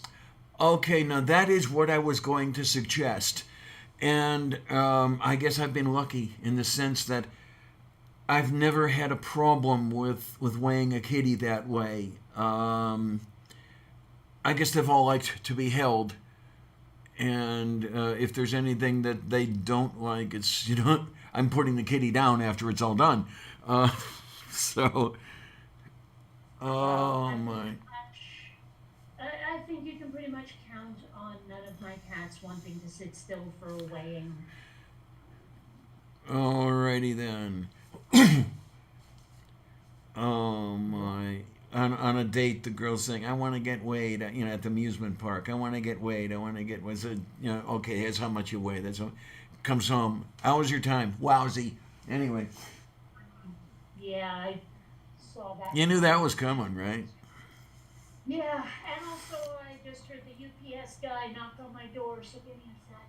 Oh boy, presents. Yeah, no, I bought this myself. Okay. Well, you can give yourself a present. I used to do that every year. Yeah, well, yeah. I actually used some of the money from those YouTube studies to buy a few things because I wanted them and Oh I didn't want yay. to spend actual money on them, so I Mm-hmm. spent the money someone else gave me on them. So let's see here. Put this here so I can actually, and then with the thing, there it is. Okay, so what I got is this. I like it. I like it. Oh my, oh my, oh my, oh my. I like every bit of it. Yeah. Yep. Another one actually arrived earlier today. It was the Miyagi Do karate shirt. Okay. You have no idea what that is, do you? It, in one way or another, relates to the Karate Kid, right? Yeah, Mr. Miyagi was Daniel-san's teacher. Yes. So Miyagi Do karate, we see. Also, that Cobra Kai show kicks so much butt. Oh, you have no idea. Oh my. Well, I don't know. It's just I'm a sick person, but every time you or anyone else mentions the Cobra Kai, I just can't help but think of Tornado Why? Oh, because of the Cobra punching the logo. Cobra. Yeah. Not gonna let him forget that. No, I don't think anyone ever will. At one point, he said he was gonna basically steer into the skid and own it, but I don't think that lasted. Right. No, for Tornado, that sort of thing is difficult. Yeah, you get that knee jerk thing going and the whole bit and everything else, and just the way he overreacts to everything. It's just so cute until the Uh, 98th time he's done it that week. Uh, well, I take a certain perverse delight in tormenting Stool, of course. Yeah. and for good reason. But I mean, you say that tormenting Tornado is fun. For me, tormenting Stool is fun. Yeah. He does make it so easy to torment him. Yes, indeed. Well, I have to wonder if he doesn't set it up. Oh, I'm sure he must. Well, we I have good like it. I think news. he's a contrary curmudgeon and he likes the negative attention. Of That's my course. guess. Yes. Well, we have some good news today from Harmonica Man. Harmonica Oh. Man says, "Hey gang, I might be late, but my girlfriend's not."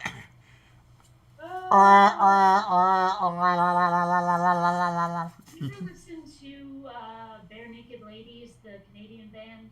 Yeah. Because they have a song called She's on Time.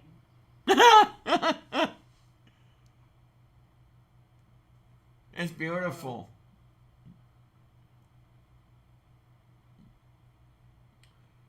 and Oh man. benefits of being a vaguely novelty-ish band is if your music's also good. That's definitely yeah, and I do tend to like their music. I think I remember liking their stuff. Yes. I mean, regardless of whether or not they're Canadian.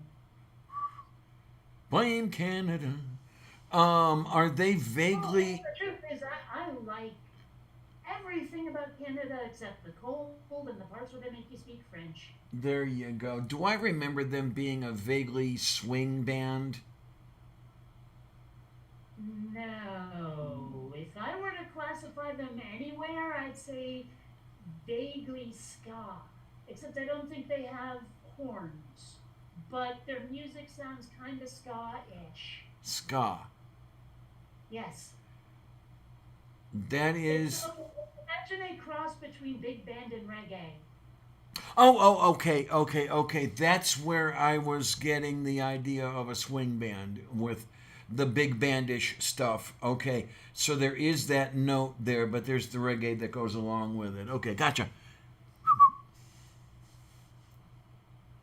I knew there was a reason I liked them. Some stupid motherfucking schmuck on Facebook trying to explain to me how the Big Bang is part of evolution. Oh, for the love of Saint Gulick. I mean, honestly, when they say evolutionists and all this nonsense, I mean, some part of me's just, I'm convinced they're kidding, but they're not. And I would like to That's the know. horrible part. They're not kidding.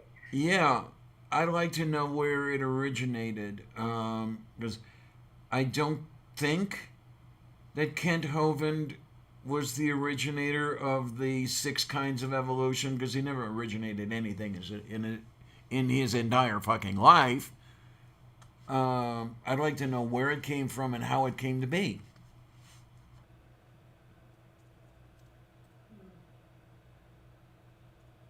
Scruffy the cat. I just saw that. Oh, mind. Scruffy the cat. All right. Is it anything like the Mighty Mighty Boss Tones? Because I like them.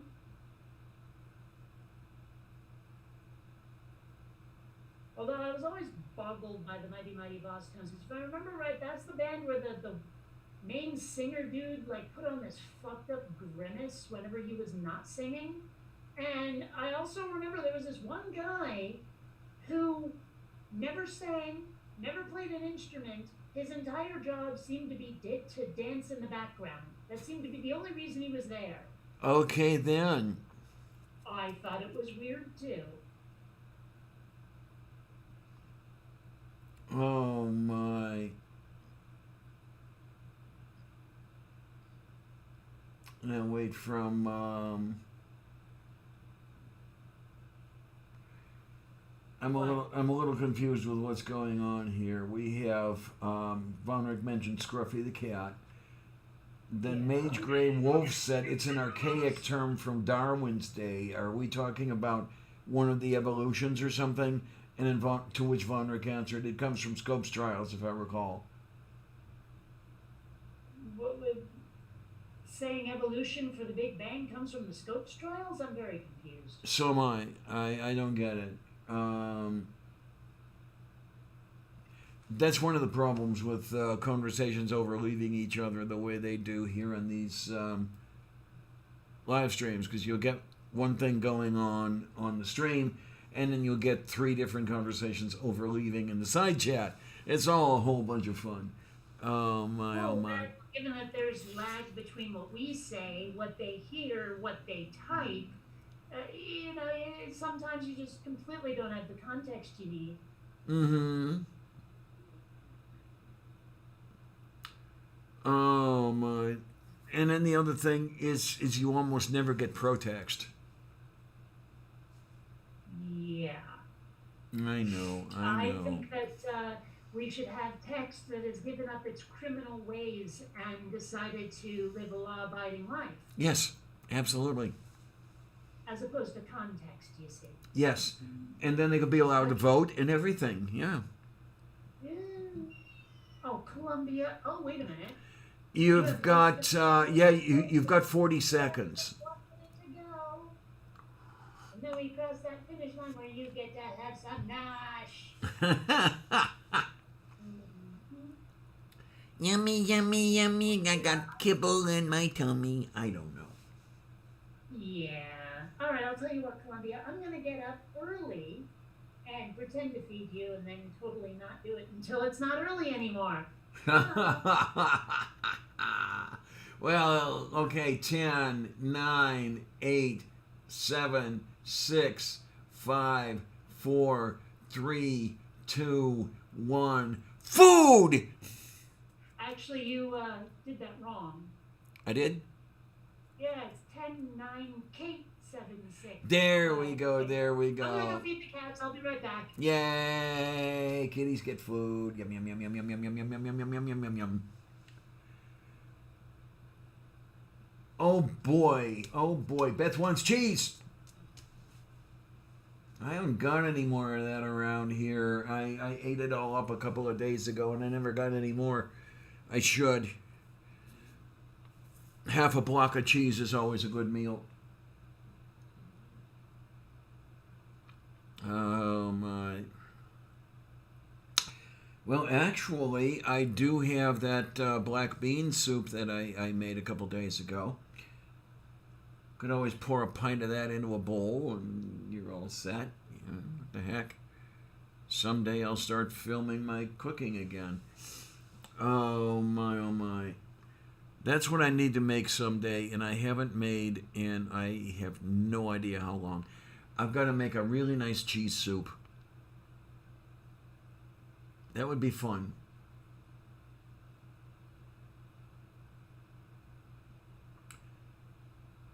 Oh my.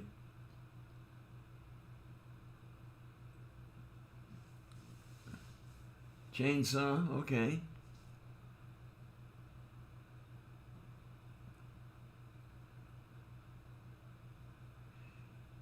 Yeah, as far as I understand, though, the moon is not made of green cheese. That actually is a very special cheese that comes from Wapakoneta, Ohio. Yeah. Um, You know, I've never understood the green cheese thing. It I never made sense to me because it doesn't look green. I've never seen the moon at any time looking any color other than whitish, yellowish, or kind of orange. mm-hmm. So, green? I don't get that. Yeah, very occasionally, not often at all, but very, very, very occasionally, I have seen the moon almost a blood red. That is during a lunar eclipse. Right, but the point is that it never looked green. Right, right. And I just think it's bizarre that, I don't know. Now, I'm just curious here. Have you seen the lunar halos? You're going to have to be more specific. Okay, this is a phenomenon of ice crystals in the upper atmosphere where it looks like there are white circles around the moon, luminescent circles. I mean, I've seen that during a foggy day or night, Okay, but because, I don't think I've seen what you're describing. yeah, let's see if I can pull this up. I mean, from what I remember, it's most often a single circle, but occasionally it's a double, and I remember seeing one a while back that was better defined than any I'd ever seen before.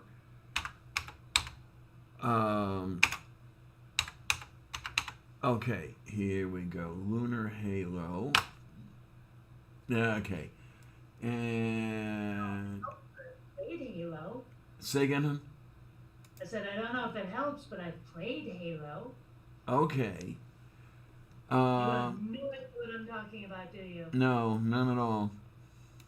Halo was like the big premier flagship game for the original Xbox. Oh, okay then. Okay, save image. All right, there we are. Now let me bring that up over here. Oh my, oh my, oh my, oh my. Downloads, Lunar Halo. Yay. Okay, then we're going to present a window. And we're going to make it this. And And you know, I I still say I preferred it when my lunar eclipses weren't online. That's pretty cool looking. Yeah, that's the double I saw years ago was not that was defined much better than this one is. But So yeah, wait a second. Wait. When you say double, do you mean that you could see multiple rings like that? yes, yes. Okay, here's the thing, because I know I've described before that weird experience I had when I saw what looked like big old bullseyes up in the sky. The thing is, it wasn't around the moon. It was around stars, three of them, in an equilateral triangle, and I don't know what the frig it was, but that's not too terribly far off from what I saw. I'm wondering if it's the same sort of thing then. Yeah. Well, if you get those halos around stars, that's probably what it was. Mm-hmm. As this is the same mechanism that gives us rainbows, except that here, you're getting the entire circle, where most of the time when you see a rainbow, you only see a part of the arc. And I just wonder. I just wonder if that same mechanism will give it to you around some of the brighter stars or planets. I suppose it's possible. The thing is, can you get that when it's not cloudy out, when it's a completely clear sky?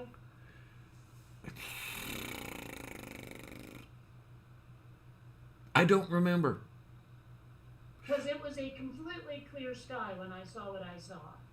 What I'm wondering is if you could have a sky where you've got the ice crystals, but they are not of the size and type and distribution that would give you the clouds. I'm trying to remember that double.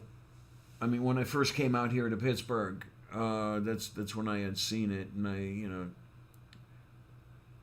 got my girlfriend's attention. Hey, look what we have up there. And I'm trying to remember. I think that was a clear night, but well, let's see. We're going to stop sharing this. And what we are going to do is look. Where did it go? Where did everybody go? Cardinal Fang. All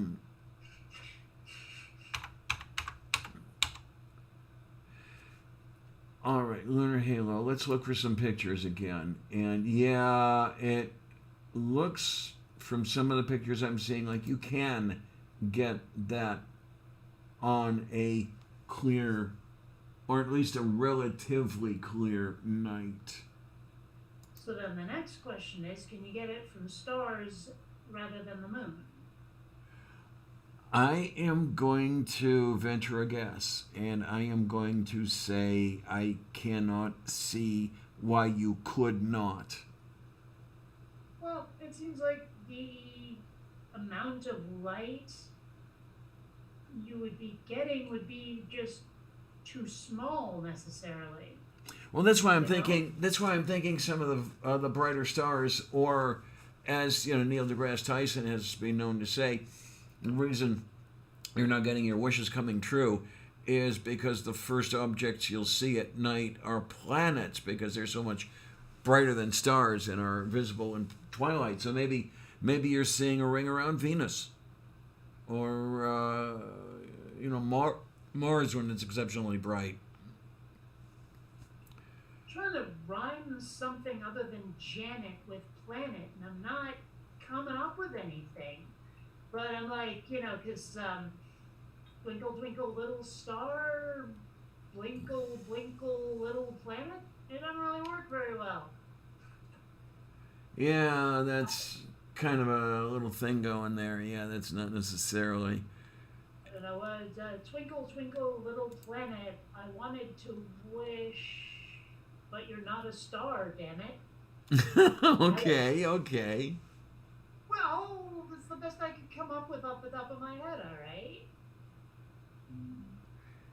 Oh, Von Rick says, look up polar stratospheric clouds. Okay. Polar stratospheric clouds. Here we Oh, go. wow, that's nifty looking. I mean, it's not it looks like the aurora borealis decided to drop some acid. Is what that looks like. There you are. I like that. Uh,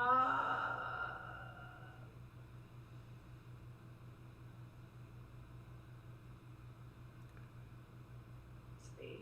Oh man. Moo? See, I tried to look up Star Halo, and apparently there's some, I don't know if it's a company or a style or what, but it's jewelry and it's everywhere. And I'm like, that's not what I was after. Oh my. Oh, wait a minute. Let's try this. Night Sky Star Halo. Okay, now we're starting to get stuff that isn't tiaras. But I'm not seeing. Like, all of these have clouds. It was definitely a cloudless night when I saw whatever the hell it was I saw. Okay, and I'm looking up Stellar Halo, and I'm getting stuff associated with galaxies. Yeah. Doesn't look like it's a thing, which means that I still have no idea what the frig it was I saw that time. It was a UFO. Well, it was unidentified, and it was definitely up relative to me, but I don't even know it was an object. Hmm. You know, so, I mean, it was unidentified, and I'm not sure it was flying either. I mean, unless you want to say being in space counts as flying. Yeah, I don't know if it does or not. Neil, hi, sweetness. Hi, sweetness. Yay! How are you? And if the answer isn't good, I will find you and make you have something to not feel good about. Yes. Oh my, you're the big sweetie. That is what is you is. Oh my. You're at least tough, right? I'm kidding. Neil, you're awesome. You know you are. Yes, he is. Oh my, and you know, you bring back a memory of something that I had seen years and years and years ago. um, it was a very cloudy night, but it was quite dark, no street lights or anything like that. And in the midst of the clouds was this glowing pink, vaguely dildo shaped something in the sky. And I mean, to this day, I have no idea what it was. It would be so nice were I to know what it was that produced that thing.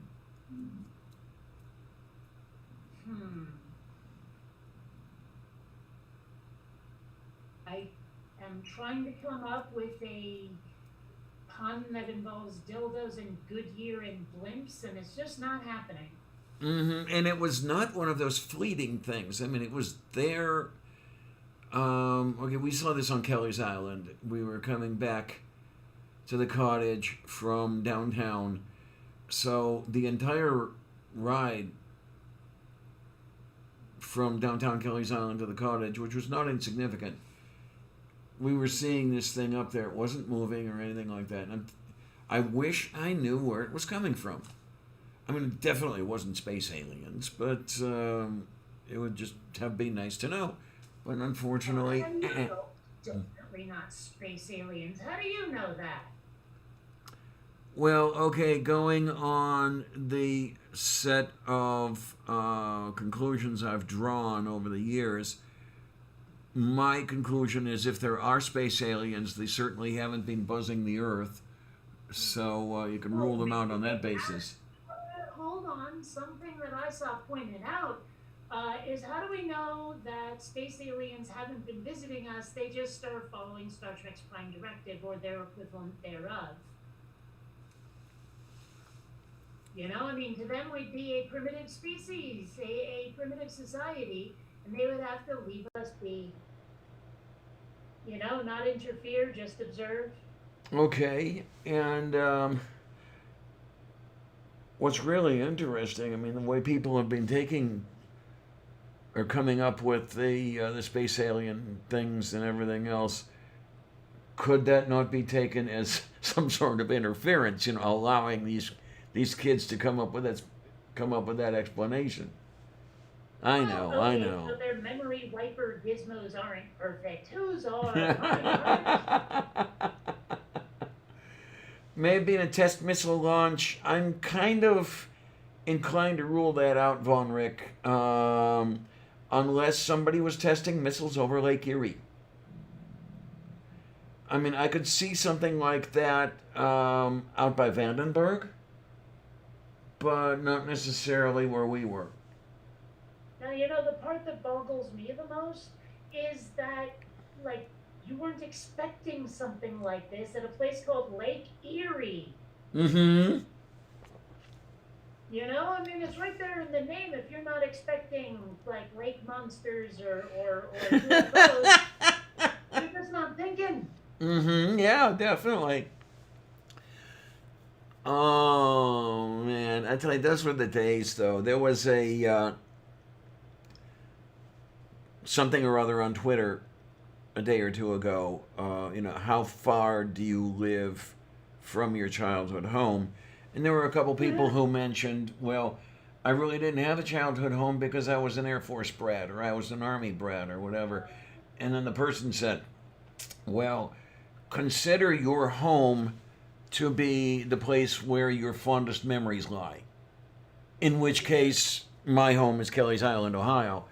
Not that that means anything to anybody, but I'm completely unfamiliar with it. it's it's an island on the western end of Lake Erie.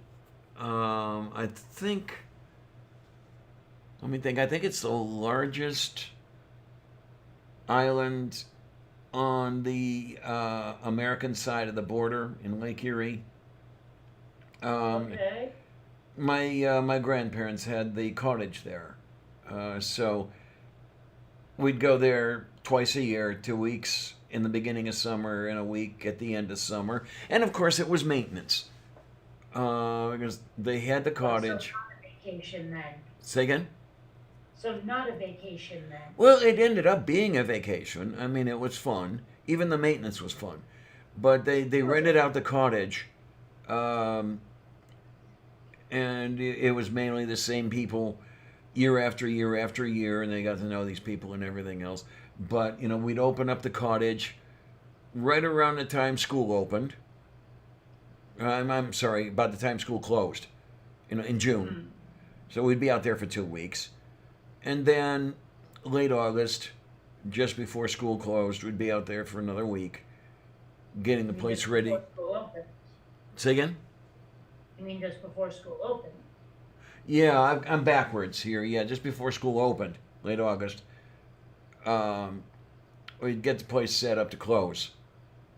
I think there would be somebody making one more trip out there to close it up. But yeah, and I loved going out there, and I loved painting the gutters with red lead and all that other shit. But that's where all those. Sure. Say again, honey. That's just hard to picture, though. Enjoying that kind of work. I'm weird. I mean, we already know that. I find. Yeah, but still, it's work. Yeah. We're getting a weird echo now of my voice. Hmm.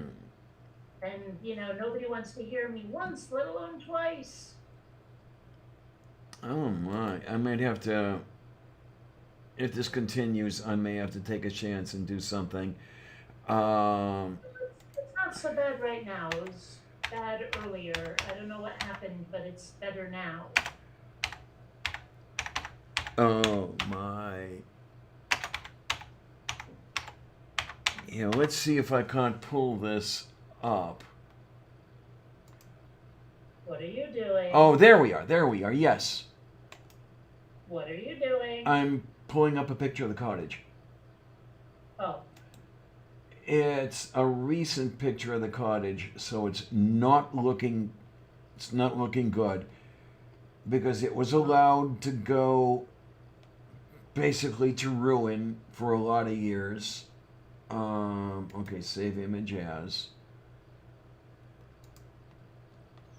'cause nobody cared to put the work into it, and it wasn't being rented out anymore, so there was no income coming in on it to help pay for it.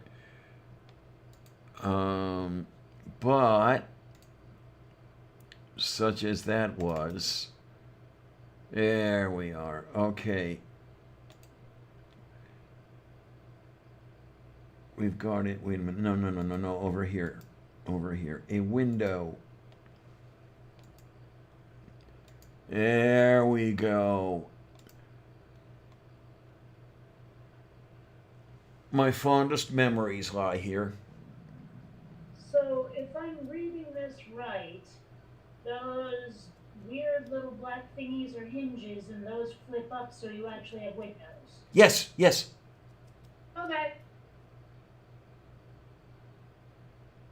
Yeah, they had metal rods, two per shutter. So you'd flip those up and use the rods to plop them up, and you had the screens in there. So it was nice and breezy. The original place was that salt box you see in the middle. And then there were the sun porches added on sometime later, prior to my existence. But the one you're looking at had a whole bunch of beds there, so there was a lot of sleeping area.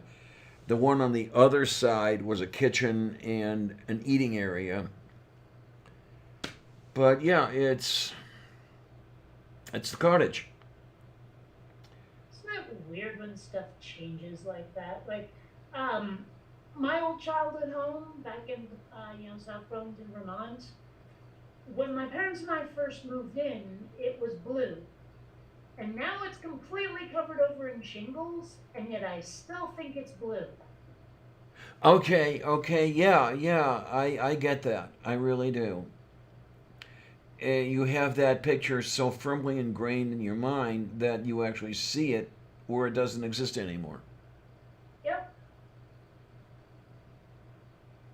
Kind of odd, but, well, that's just a thing that is so. Oh my, yeah. I was always a little frightened of getting up on the roof. I am terribly acrophobic. Yeah, I'm scared of acrobats too. Mm-hmm. Yeah, get me 4 feet off the ground, and I'm terrified. Uh, I'll get See, you probably shouldn't be saying that within my hearing. okay. Tell What? me your weaknesses and I will make you face them often.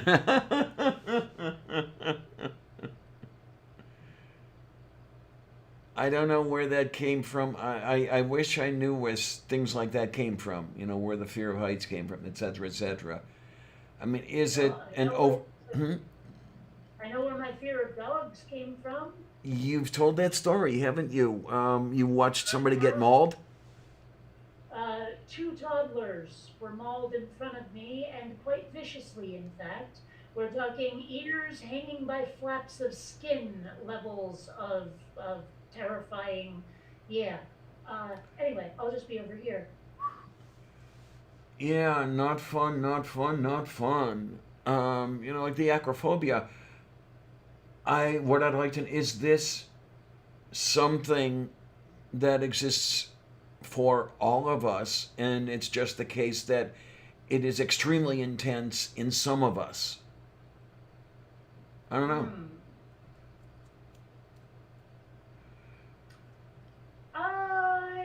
Yeah, I mean, it's possible that trauma triggers a fear that, well, maybe it just magnifies it, is all. Mm-hmm.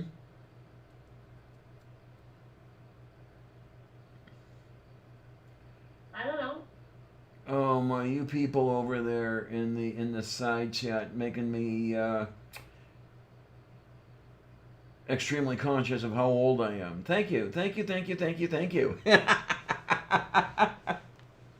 Well, everyone and their hamster keeps trying to make me feel old. I mean, like, it seems to be their mission in life to make me feel elderly. And honestly, it's starting to piss me off a little. Oh my, yeah. I mean, it's you got the people rubbing it in, and for me, it's bad enough. When I'm climbing a flight of stairs, my knees are telling me you're not 18 anymore, Clarion. Listen, But I mean, if I complain about anything, and I mean anything physical, people start going, ha ha, getting old.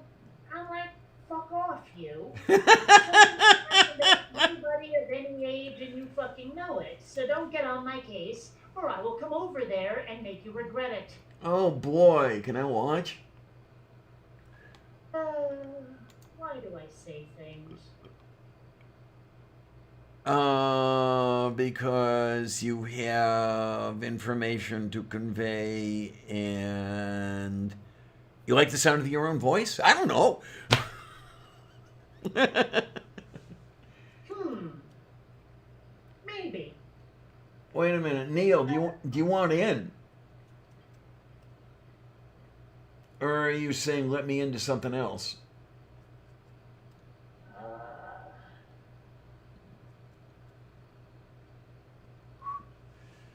Oh, I just, rewatched Back to the Future, and I have The Power of Love by Huey Lewis and the News stuck in my head.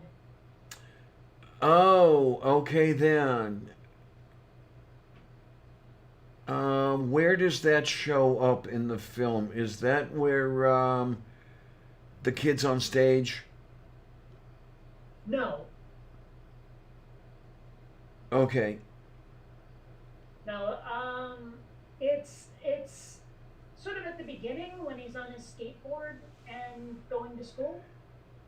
Oh, okay. And also when he and his band are auditioning, and the teacher who's listening to their audition is in fact Huey Lewis, and like they audition with "The Power of Love," although there's no lyrics when they're doing it. Mmm. Right? It's all instrumental, and of course they rock it up pretty hard. So, yeah. Oh my, oh my, oh my. Yeah, hang on a second, honey. Um,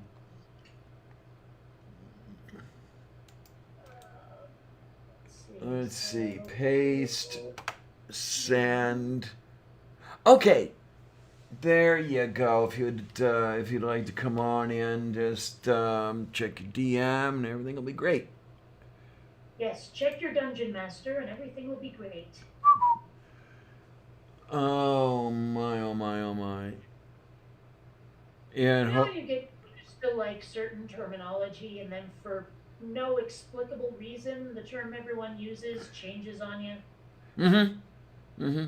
Because I remember when it used to be PM, private message, and now it's DM, direct message. And I'm like, yeah, and sometimes your DM system works as an IM system, and it's just getting to be a pain in the ass. Hi, honey. How you doing? Hi! Yay! Nice to know. Hold on. I gotta fucking get rid of the other one. There we go. I'm hearing everything from the past right now, so I didn't want to do that. Forward into the past. It's an Yes, I mean, we're all talking about Back to the Future. We were suddenly back in the past there with the YouTube channel going at the same time. So There you Not a good go. How you been, honey? I've been all right. I'm more concerned about you, Dan. Well, it's just the way things go. I mean, stuff happens and it'll continue happening, and then someday it won't be happening anymore. So, what are you going to do? Well, a lot of things aren't happening anymore. Yeah, it's. I look at it this way. It's not been the best existence on Earth, but it hasn't been a totally shitty existence. It's been a pretty good run. And okay, maybe it's time to bring the curtain down and let somebody else open. Well, I look at it this way.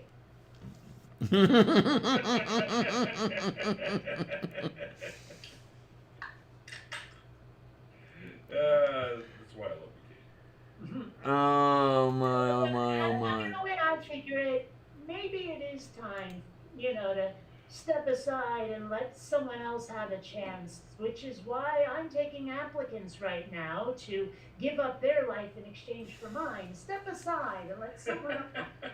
Oh, okay. I like Yeah, that. thanks, Von Rick. Yeah, Von Rick says definitely seeming to be something from you, Diana.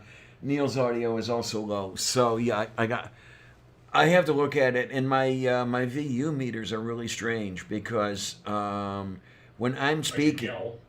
that too. Well, when I'm speaking, not only is my VU meter operating the way it should be, but the VU meter that indicates your audio level, Neil and Kate, is operating, and it's actually higher than mine is. So something's not right. Something's definitely not right. How high is it? Into the Turn it off red. and turn it on again. Mm, That usually works. Oh man, I tell you, I've had to do that so many times. Oh, Kate will tell you. Yeah, your system is very breakable. Yes, it is. It would be so nice to be able to make it robust, and then I can think of I just hope that Roe doesn't have back problems with that bust, but What? yeah, I know. I stretched that one worse than taffy. I'm not so very lost. Row? Robust. Yeah, Roe's Oh. bust. Just Yeah. bust. Yeah.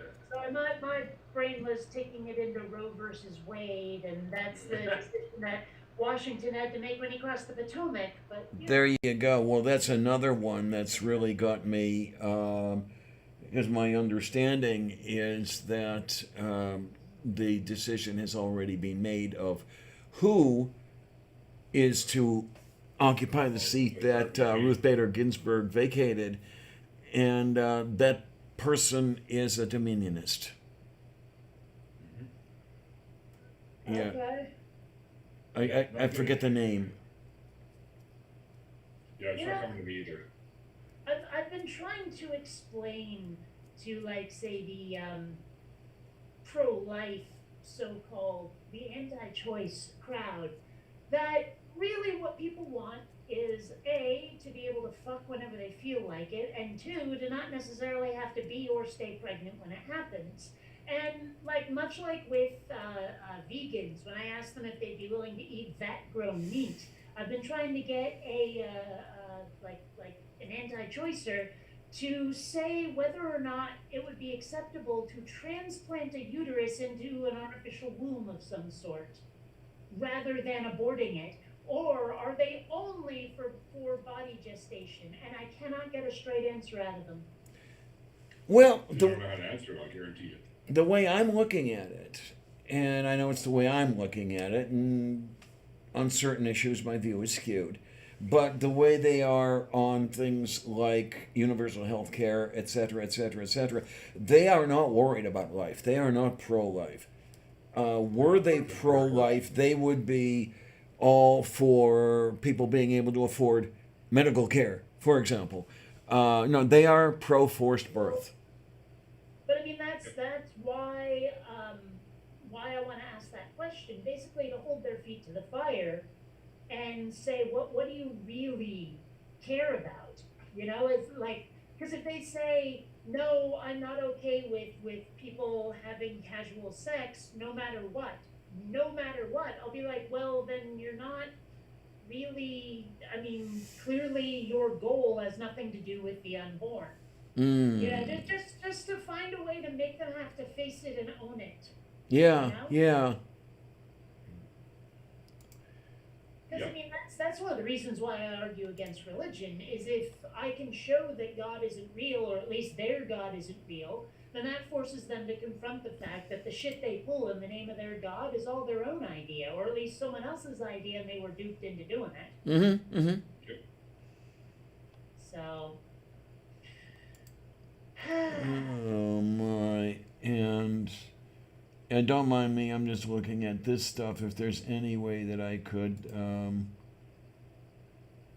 make this any better, and right now I'm not seeing anything that's shoving itself into my face. Well, something could be arranged. I'm sure it could. And it feels like winning 10 cents in the lottery to have Sicilian relatives and no mob connections. There you go. That you know of, right? Well, I've asked, actually, and I was told that my great grandfather, the one who came from Italy, was beat up by the mob. Oh, I'm not sure if my grandfather was there for it too, but I know that he would tell stories about being on the docks in New York City and just watching these limousines pull up and these gangsters getting out and just taking crate after crate of grapes and taking them away. And it's like, didn't anyone try to stop them? No, if you tried to stop them, you're sleeping with the fishes, boy. You know? So, yeah. Those are Sleeping with the fishes. Dude, Just, it was just the like expression I have heard in Billy Gayer. Oh, Yeah, that's true. know? Yeah. Cement shoes. You sleep with Right. the fishes. Yeah, see? One of those. Yeah. I wonder where that trope came from. The gangsters. Warner Brothers. Looney Tunes. I hate to say it probably is. But even then, they had to have someone real it was based on. I think so. I think the 20s mobsters kind of had that legal thing going down, more than likely. I wonder Yeah. if today's speech would be completely incomprehensible to someone from the 20s. oh, surely it would. Well, I mean, we have so many expressions and tropes and Mhm, memes and like cultural references that would probably boggle the crap out of people from back then. And so many instances of recycling something that was in use in, let's say, the 20s, the 1920s, that meant something totally different to what it means in the 2020s. Same words, different meanings. And you go, what did you just say? And it's, okay, it's a long story, guy. I saw a meme going around where someone, I think it was a teacher, a history teacher, saw a paper written by a student, or maybe it was a mom seeing the paper her kid wrote, whatever, it doesn't matter. That history paper that started with "in the late 20th century," and it took them a while to looking at it, going, "Late 20th? Oh my fucking god, I was there." Yes, yes. Mm-hmm. The kids these days are old enough, or young enough anyway, that the late 20th century probably seems as far back as World War II seemed to me when I was that age. Well, I'm it wondering, is. Are we in the new Roaring 20s? I don't know. I don't know what the roaring is like. I don't think it's the same sort of roaring that you had a century ago, but there's some roaring going on. We It's still roaring. have to get out of the depression part before we can roar. Move beef. Well, that was the late 1920s. Yeah, I mean the Great Depression hit in 1929. There's a long lead up.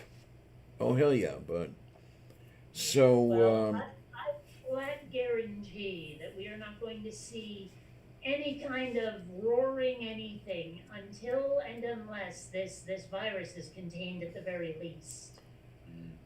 That's true. I guarantee it.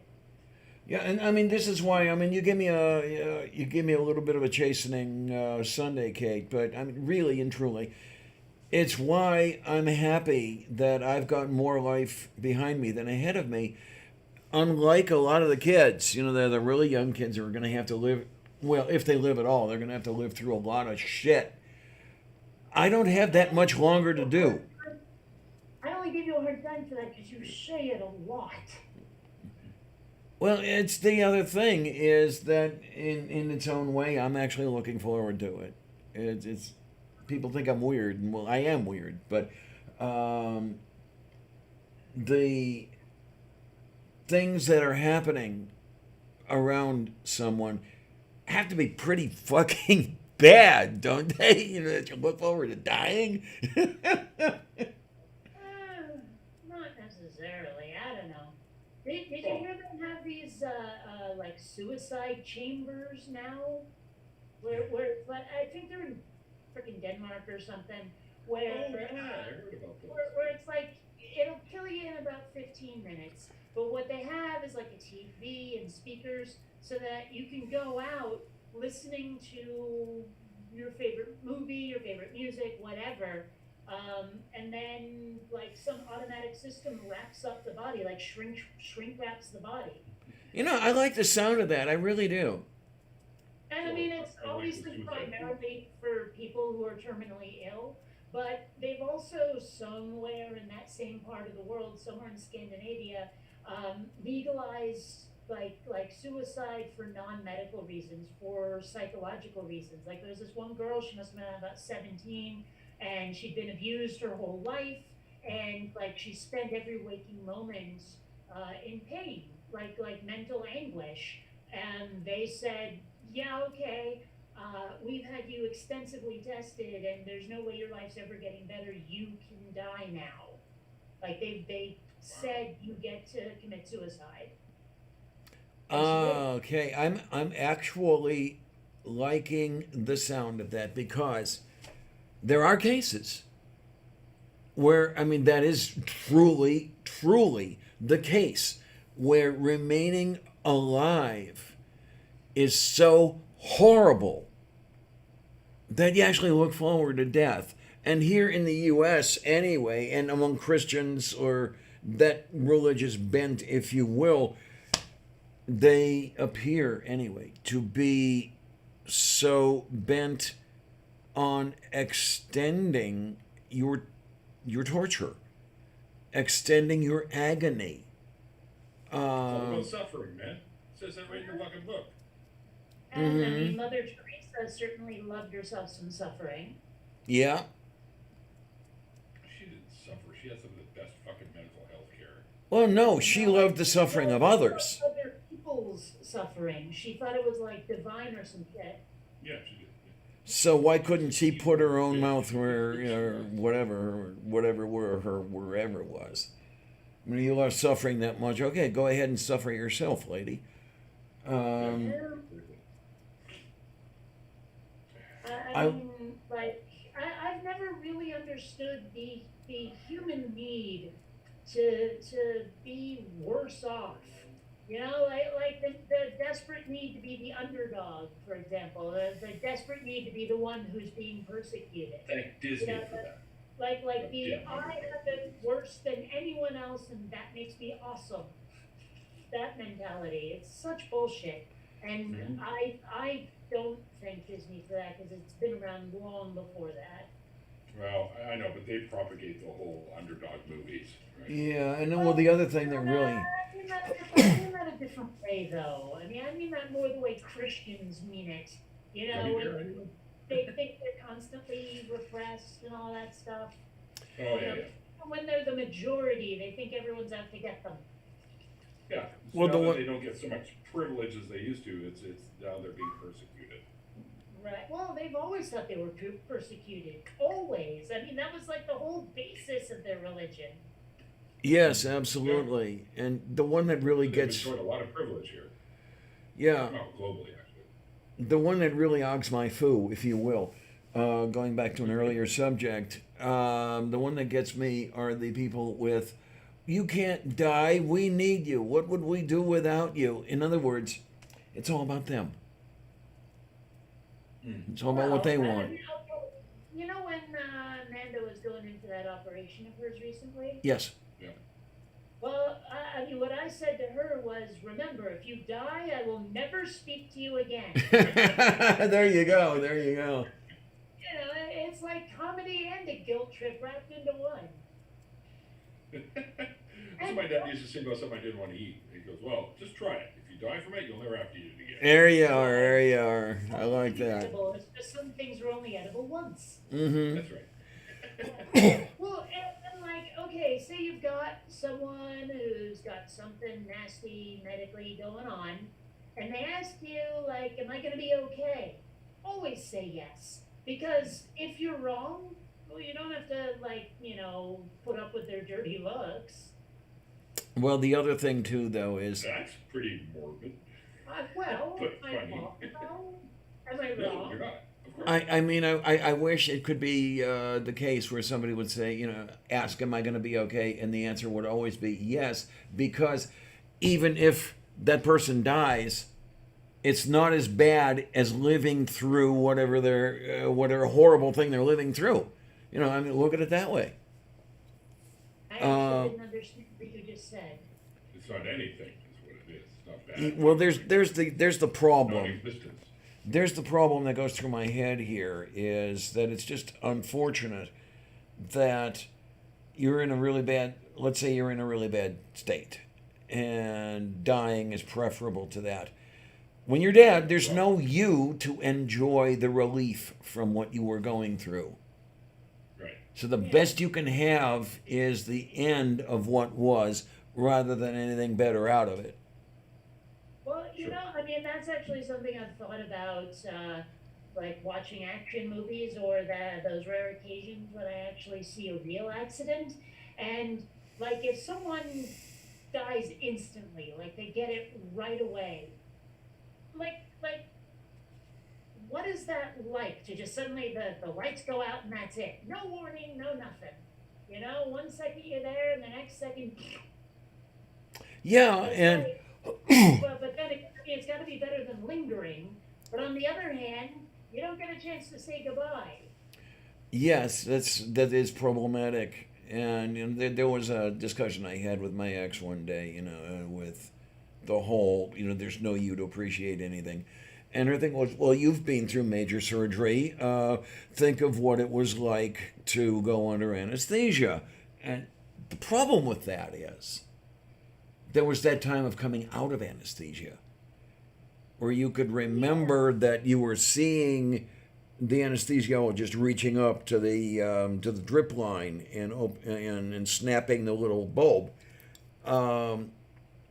So there was a before and an after to remember the before, but when you die, there is no after to remember the before. There's a major difference there.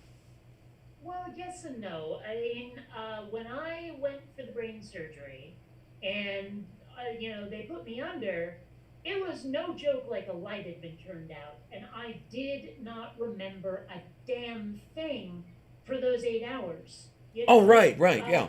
I mean, granted, yeah, I came out of it, but like after coming out of it, really thinking about it, I'm like, that's probably what death is like. Mm-hmm. That complete and utter blankness. Mm-hmm. But you remember nothing about it. It's like they always ask. Damn thing. It literally, it was like someone flipped the light switch and 8 hours had passed. No joke. Yeah. Mm-hmm, mm-hmm, mm-hmm. So I imagine death has to be awfully similar. That's exactly like what it was like before you were born. Yeah, pretty much. No. But I honestly wonder what it's like to come online. To all of a sudden, oh hey, I'm experiencing. Well, even that I have no memory of, if you will. I mean, my first memories are from when I was perhaps around a year old. So there's that year of having existed, of which I have no recollection. None. Zero. Zilch. Yeah, me either. I don't remember that far back. The only thing I remember, I don't know if I was a year old yet, but I remember my parents and I were still living in that log cabin, and so I'm pretty sure we moved round about when I was a year and a half, not sure. But I remember lying on my stomach and shoving with my arms and then catching myself, so I was rocking back and forth on my stomach. That's my earliest memory. Okay. Yeah, your earliest memory is in a crib. So is mine. I remember. No, I was on the floor. Oh, on the floor. That's sorry. Yeah. I mean, my earliest memory, I was in a crib. I was asleep. I remember a dream I had where his face was hanging in space.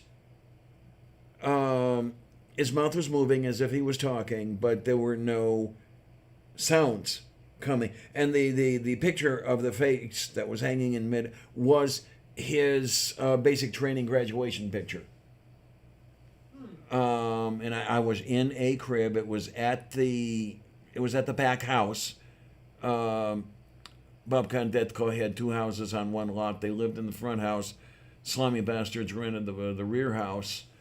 Um, yeah, so this, I was certainly not older than two. But it's interesting that it should be a dream that I remember first. How do you know it was a dream?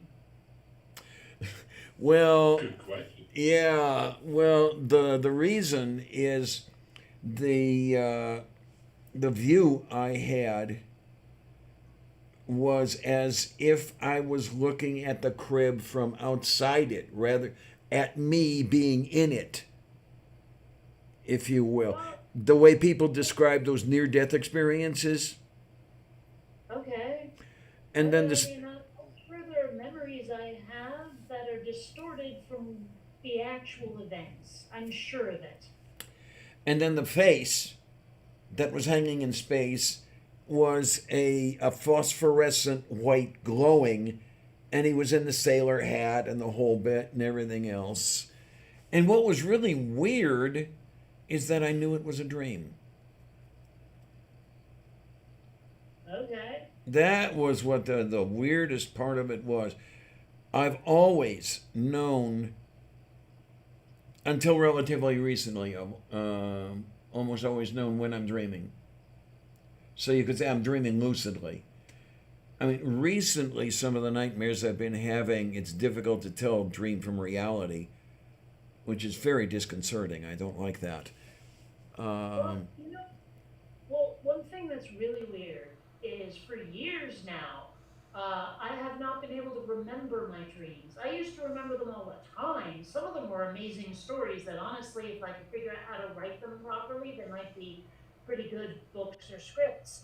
But, like, I, now, lately, recently, like in the last couple of weeks, less than a month, I'm starting to remember bits and pieces of my dreams again. I'm not really sure what changed. It could easily just be like a function of having or not having weed or the right strain of it. I don't know. I don't know what the cause is. I just know that my dreams are back. which could be good, it could be not good, depending on the content of the dreams, yeah. Well, I mean, I can't remember the last time I had a nightmare. Oh Like I'm my sure the word. last time nightmare I was like very small, like I was not graduated high school yet for sure, maybe not even in middle school yet. I envy you. I envy you so much. Yeah.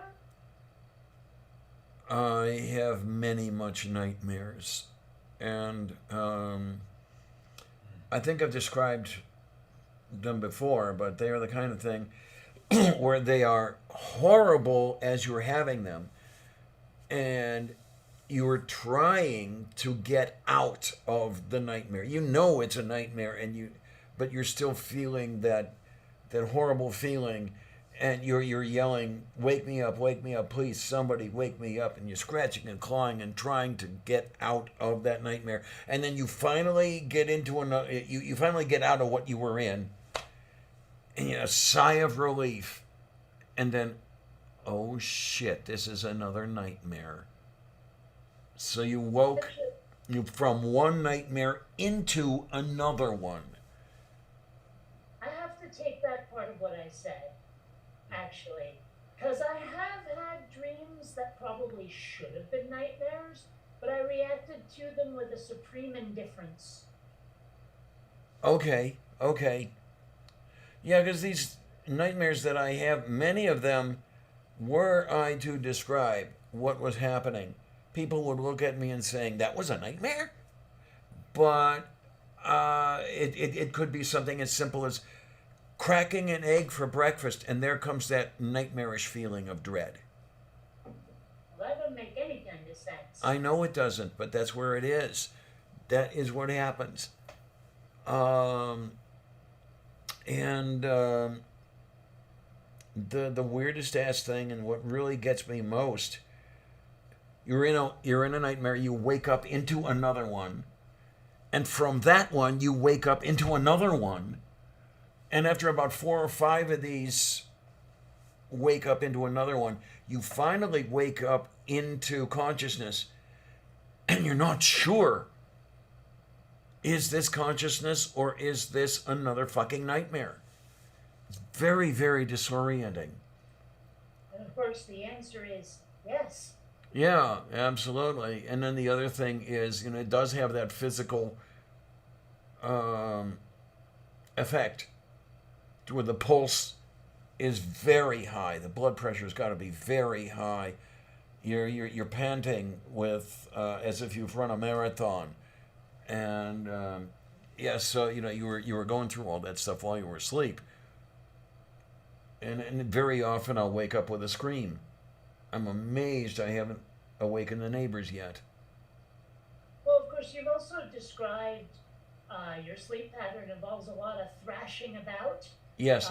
Whereas I've been told that if you couldn't see me breathing, you'd probably think I was dead. That's how still I sleep. Yeah. Mm-hmm. Of course, waking up after that isn't the most pleasant thing in the world because I've been in one position. Imagine how stiff I wake up. Oh my, oh my, oh my. Well, I've got the problems with waking up, but that's only because of some of the stuff some of the maladies I'm going through. Because, oh my word, you wake up and all of a sudden all of the muscles are cramping. And, now you spend 20 minutes screaming in pain because of all the freaking muscle cramps. Well, you should probably get into some sort of I don't know, BDSM or something so that you can enjoy the pain. Oh, jeez. Set fire to my tie as we dance the masochism tango, yeah. Well, you know that I hung out with goths, and there is so much crossover between the goth community and the BDSM community that you could almost call them the same. And, I learned a lot that I almost wish I don't know. Okay, then. I Yeah. can tell you without reservation that I do not like any form of pain or domination or anything like that. I would definitely not fit in to a BDSM community or something like that. Just can't do it. You can always be a top. No, I can't even do that. I No, cannot yeah. inflict pain. I cannot dominate anyone. It's just not in my nature. Yeah. Even if the person who was getting it wanted it. Right. I would have to say, I'm really, really sorry, but I just can't. Well, I have said, I'm really, really sorry, but I just can't. Oh, hurt me, said the masochist. No, said the sadist. Hello. Yeah, yeah. Mm-hmm. I do love that, even though it's completely inaccurate. Right, right.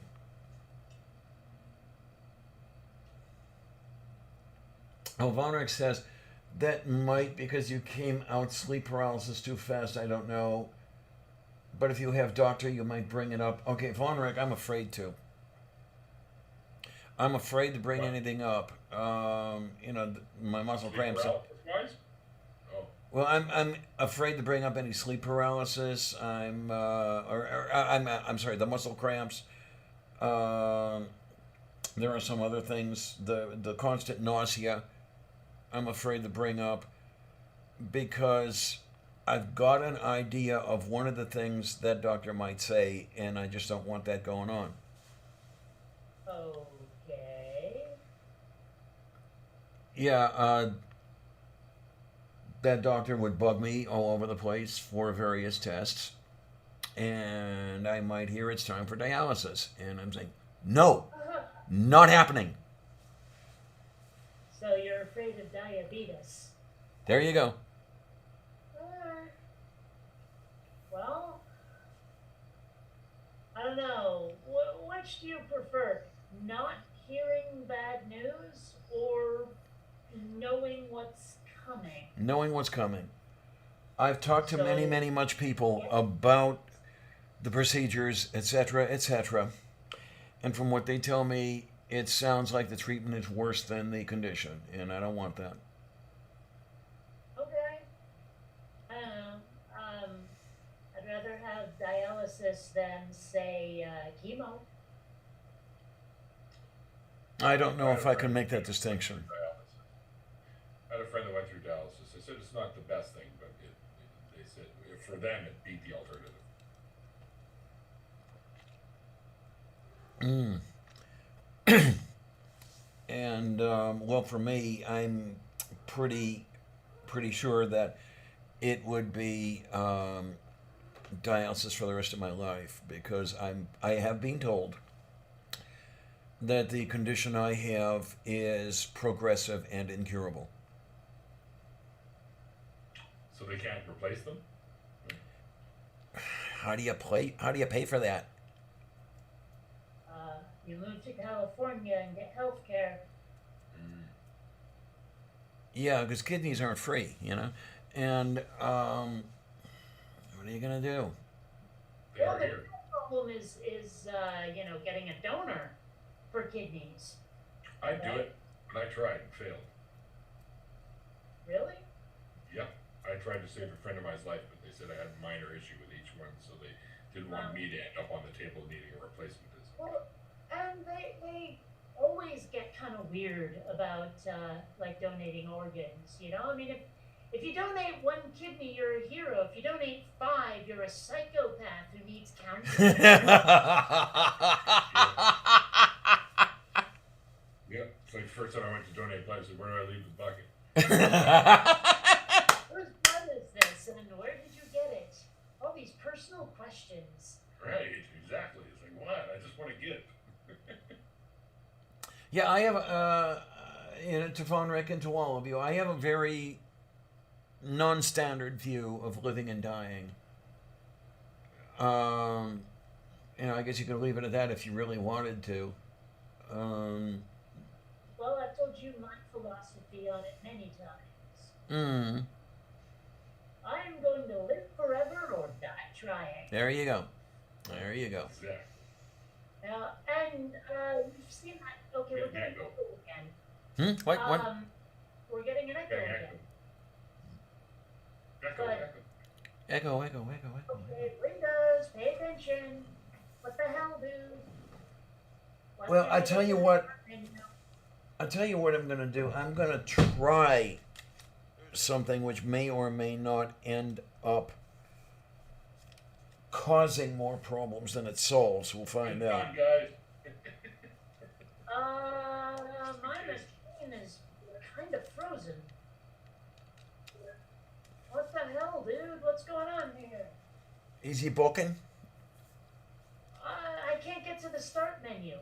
Oops. Oh, weird. Is in my note to know what this is. Okay, we'll put this over here. And I'm going to have to bring up my soundboard because there's going to be something on it that changes.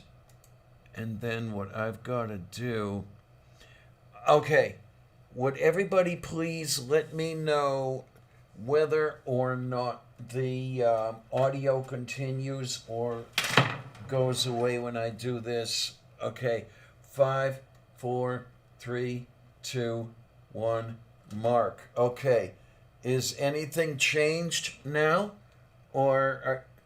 Yeah, I don't know if you can or not. Okay. How about you kids over in the side chat? Can you hear?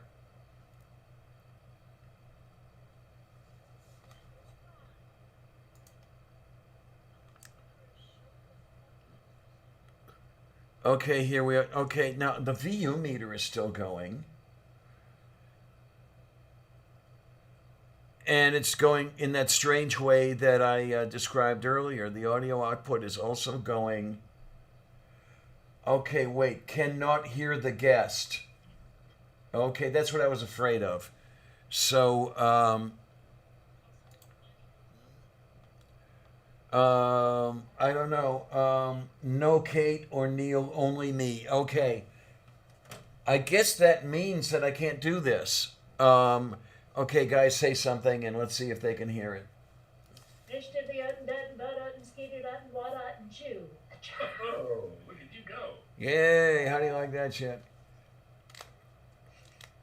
Okay, can I get the goddamn task manager up? What the hell is snorking up so much processing time? Oh my! Yeah, this is something new that it's doing.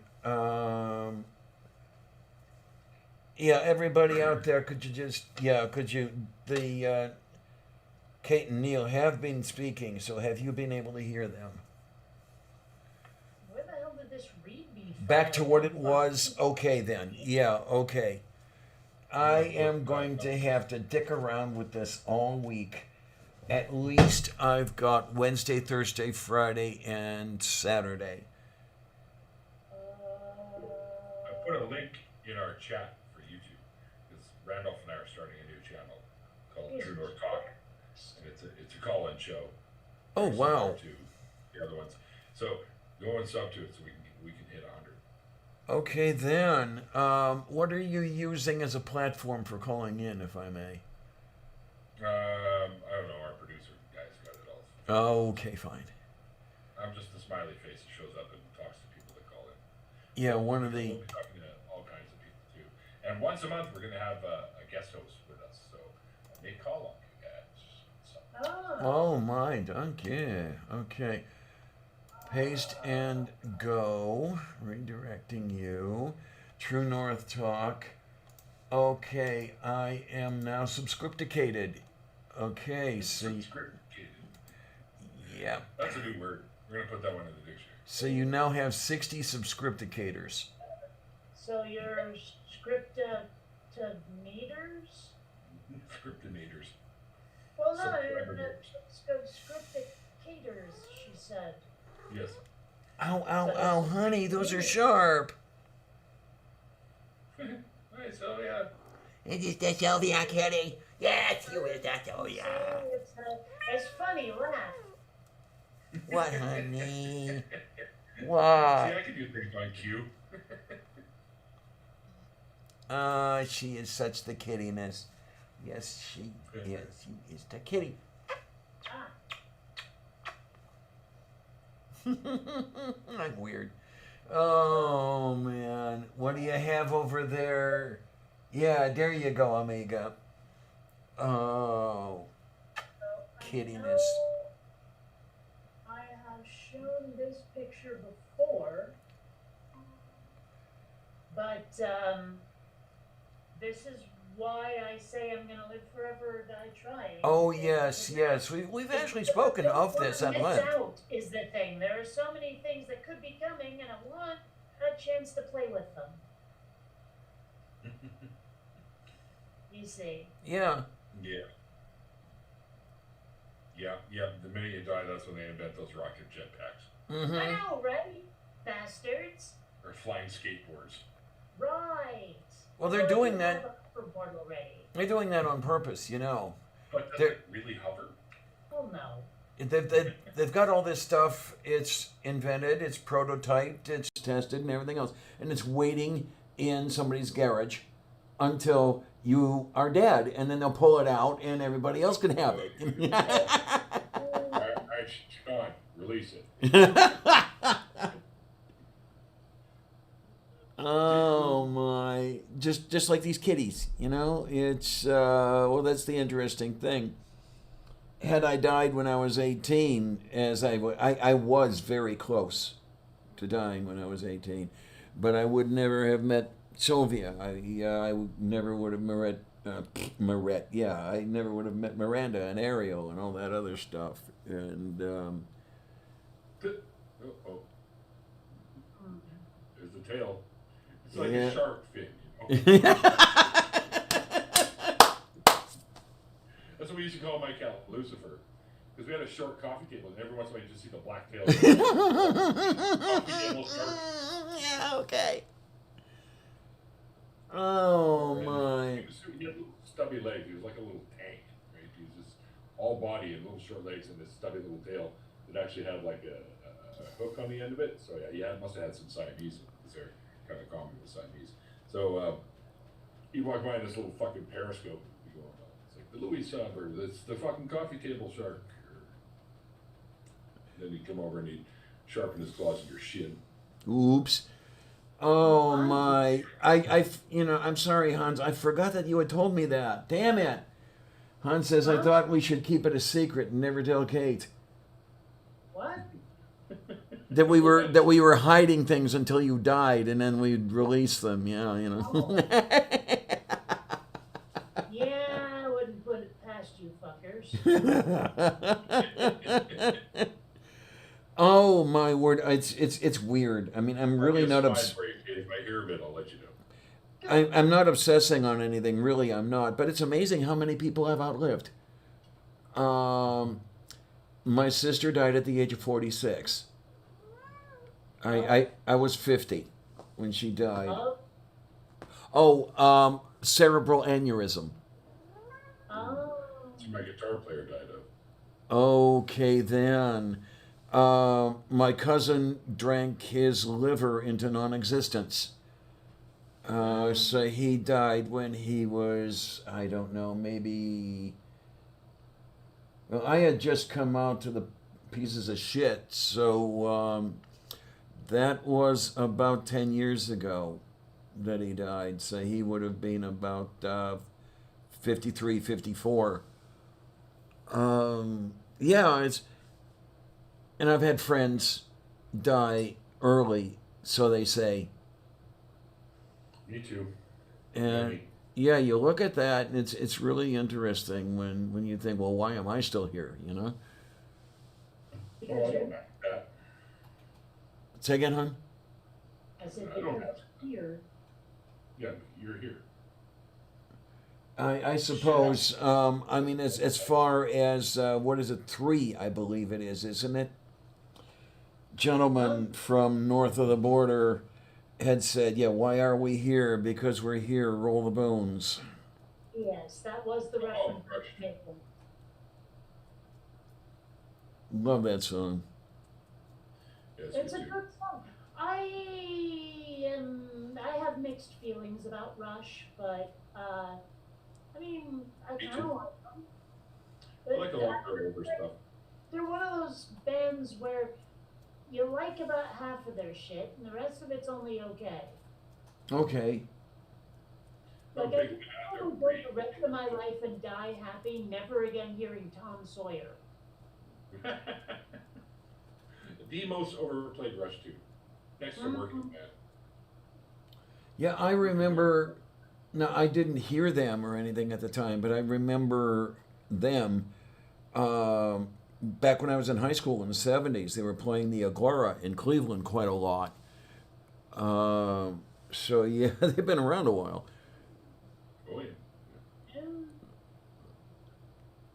I met them when I was working at Sound the Record Man in Vancouver. Oh, okay. They came in for a meeting and Geddy oh, Lee. oh, go on, I thought you were done. No, Geddy Lee was kind of a dick at the time. Really? Alex Lifeson was kind of apologizing for it. And Oh, Neil Peart didn't really talk much. He was just kind of there. well, I mean, if we're going to talk about Canadian bands, though, I love Robin Sparkles. Wow, there's a name I haven't heard in a while. I have to admit, Let's Go to the Mall was a great song, but it's very 80s, which is probably why. Yeah. It's very, very 80s. Yeah. So, is that actually a thing they play in Canada, or is that just because I thought it was just on the show? No, it's been on the radio. All right. Yep. What about P.S. I Love You? You know that song? Yeah, I know the song. I don't know if I've heard it on the radio. No. I mean, I've heard, you're familiar with Kids in the Hall and, Yes. what's his name? Ian, I think, that did the These Are the Days I Know song on the show. They actually play that on the radio. I don't know that song. These are the days I know, I know.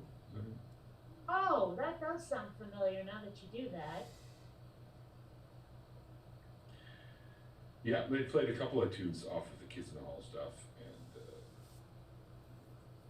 And in Canada, our radio, the CRTC, which is Canadian radio, whatever, Right? we have to have a minimum of 30% Canadian content on our radio station. Really? Oh, That's it. Huh. So we'll have stuff that you guys probably never heard of. Probably. So that's one thing that I think might be unique to the experience of growing up in the United States, is that we produce so much of the entertainment that gets distributed around the world Oh yeah. that we see just about everything our country puts out. You know? Yep. No shit. There's music and talent from all over the globe that I'm sure none of us have heard. Right? That are huge. Yeah. All right. But I mean, like so much of what we put out, the rest of the world sees, is what I was trying to say. yeah, And so yeah. we don't really have a lot of those secrets, you know, those never before heard bands because they're unique to our country. We don't really have that. Nope. Because they bust worldwide. So And it's out in the U.S. The entire world knows about it, right? pretty much. Yeah.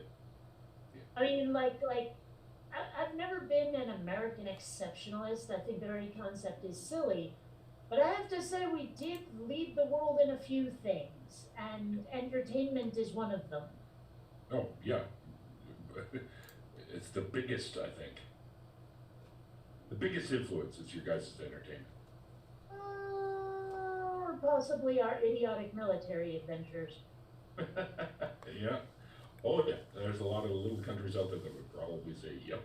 Yeah, I mean, the U.S. was, we were very big in the technology area. I mean, if there were any advancements in technology, it would more than likely be American. Not so much anymore. Or Hold Japanese. Say again? on. You guys Or would do. Japanese. Japanese is huge too, but you guys are very commonly taking the people from other countries and bringing them to America and then inventing something in America. I don't know if they said it in real life, but I remember the part in The Right Stuff where they're like, their Germans are better than our Germans. Okay, then, yeah. Well, that's what Paperclip was all about. Yeah. Grab. Paperclip? Say again? Paperclip? It was called Operation Paperclip. You're going to have to tell me about it because I've never heard that before. This was importing the German scientists and engineers at the end of the war or very shortly thereafter. And that's how von Okay. and shit like that. that's how von Braun got here, for example. I've never called that. Yep. Operation That's what they're Paperclip. How odd. Yeah. Well, they always have odd names, just so people can't figure it. Some names make sense. Some of them really don't. Like if they're gonna send out a big battle squadron to do something, if you call it like Operation Deadly Lightning, I'm gonna be like, yeah, that makes sense. Sure. Or But Operation Fuck them up. yeah, but I mean, I'm sure there are other names that people have given missions where I'm like, really? And Operation Paperclip sounds like one of those. I'm like, Paperclip? I have to wonder where they get the names from. Or if you've already said that, yeah, it's do they have somebody in the Department of the Army or wherever whose sole function is to come up with names for these operations? I mean, really. Actually, you know what I bet? I bet they have like some sort of random generator that just puts a bunch of things together. Okay, that would make sense. You know, I don't know. I'm the only one I can think of offhand Like that. one of those lottery machines, little balls in it. Like, you know, Operation Nasty, and then out of the other machine, Badger. There we go. Nasty Badger. Yeah, and then a certain guy from England comes over. Yeah. But I mean, Seen much of Badger lately. I've seen him posting on the Twitter, but other than that, not really. No. But I'm. Here's the name. Who? Um, Badger from Badger. Oh, okay. Yeah, I mean, as far as that goes, I'm the only name I can come up with right offhand that bears any resemblance at all to what actually happened, to that which was named, was Operation Rolling Thunder, where this was the F-105s bombing the shit out of Hanoi, and the F-105s were nicknamed the Thunderjets. It's the only. I mean, you've got Paperclip for bringing the German scientists here. You've got Overlord, which was the invasion of Normandy. And then you have all sorts of weird names for the various atom bomb tests and all that other stuff. Ivy and the shit else did you have? Yeah, well, weird things. You know, if I was in charge of naming these things, and I never, ever should be, I'd be giving them the goofiest names I could possibly think of. You know, Operation Powder Puff or something. There you are.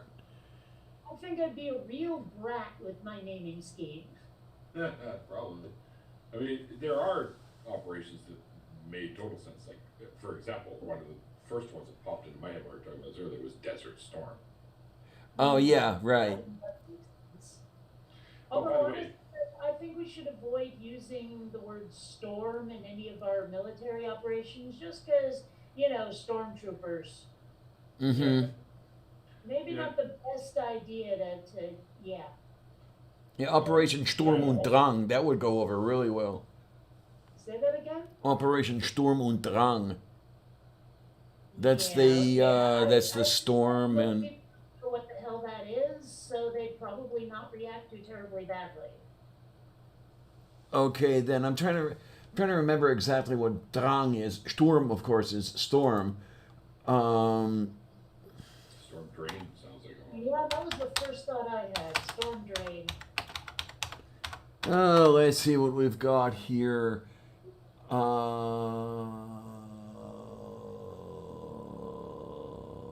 Storm and stress. Storm what? And stress. Oh, stress. I heard something else. Moo. So did I. Dress, I thought. That is what I heard too. Okay. And you know what? I've been worried for a while that my hearing was going. Now, because Neil said it too, you just speak sloppy. I guess I do, yeah. Sorry, what? There you are.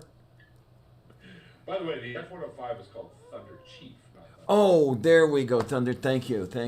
Yes. You can actually buy them. Are they still out there? Yeah, well, they're For not how certain. much, though? Oh, I'm sure that a couple $100,000 at least. Hmm. Now You you can got buy me them for, like, wondering. 1,000 per- They don't have missiles and all that shit on them anymore, but Well, sure. Well, you know, like, I was pointing out to someone, you can always tell a cop car because it has that funky looking cow catcher thing on the front. And, like, when I pointed this out, they're like, oh, I never noticed that before. And I'm like, well, what? I want to get one for my car so I can fool people. well, that's the thing is, some people have bought like surplus police cars, and they keep the cow catcher on it. Oh, okay. Never know when you want to catch a cow, right? Yeah, Although, I mean, absolutely. obviously, they paint it over so it doesn't look like a police car anymore. Usually, they just paint it black. I just keep it looking like a police car and put like Dick Police on it or something. No, I mean they paint it before you buy it. Oh my, will you look So at you're not this? gonna impersonate an officer. You're not gonna pull a Blues Brothers, that's for sure. But I want to spin upside down in the mall. Well, who doesn't? Well, there are a crap load of F-105s on display here in the U.S.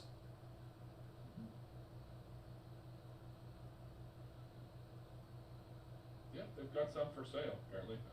I'm pretty sure they're not going to sell one to like you or I. They're probably for like museums and shit like that. So say you're from a museum. I mean, how hard is that?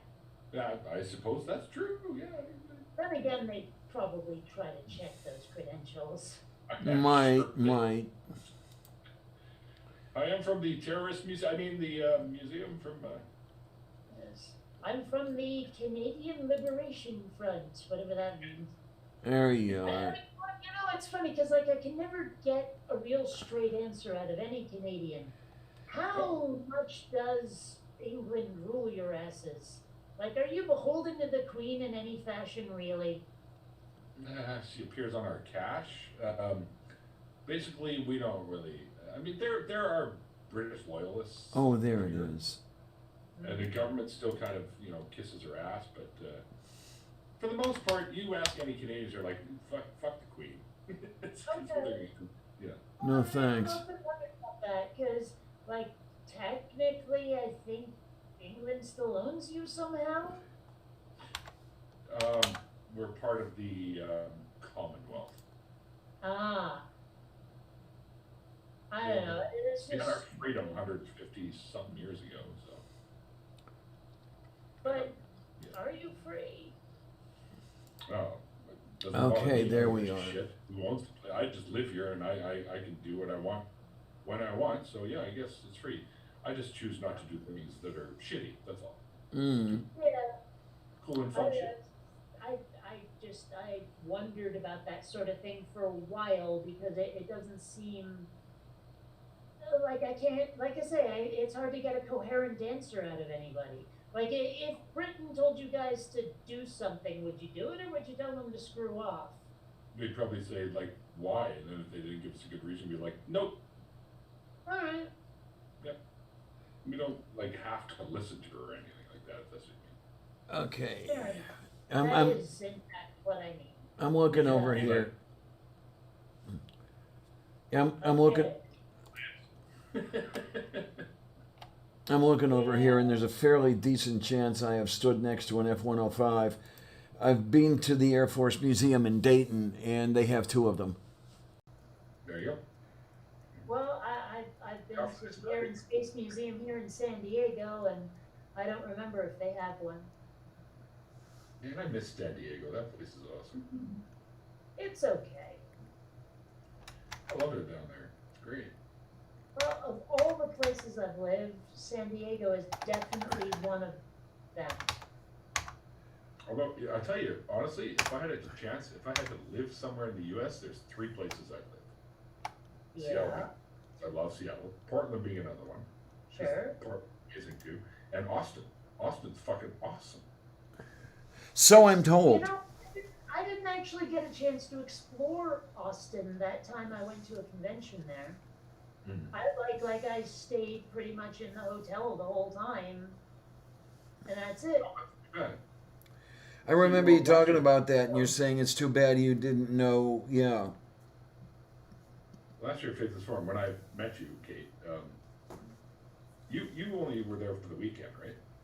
Yeah, but that's because nobody told me there would be more. I got the convention schedule. I said, okay, I'll go for the convention schedule. Then all of a sudden, everyone's going like fucking off to Austin. And I'm like, I got a flight, but I really want to go with you guys. But I have a flight. Shit.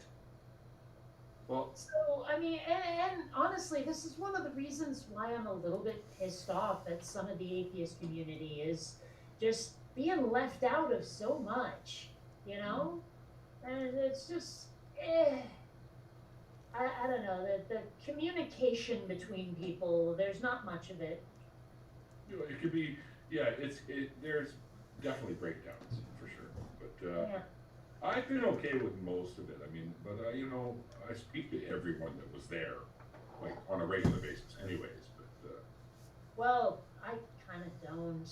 Although I have to say, probably the worst part of Faithless Forum was when Rationality Rules told me he'd never heard of me.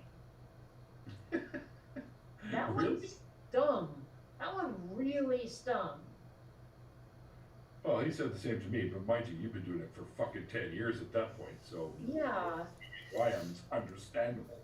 And You are was Like, maybe I you didn't haven't- swear much. and I had this conversation with Aaron Ra too. He's like, why aren't you speaking? Why aren't you on any panels? And I had to tell him, no one asked me. I When I mean, saw you at the lobby, I thought you were going to be one. yeah, well, and then like I told them after the convention was over, I'm like, I'd really like to be on a panel. But then, this year comes around. Sure, we had to cancel eventually, but this convention comes around, and guess who's not on the guest list? I know, and So, I was like, what? like after a while, kind of starts to feel like the YouTube community is handing you your hat. You're a nice kid. Here's $1. Go play.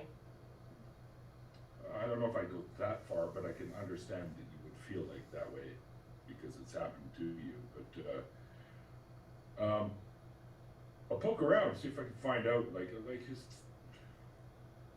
You should have been on a panel for sure. Yeah, well, it's just how it goes. It's sort of my lot in YouTube life is just, always a bridesmaid, never a bride. Like Well, another thing I've noticed is if any of the bigger channels start giving other channels shout outs, usually they're just shouting out the bigger channels.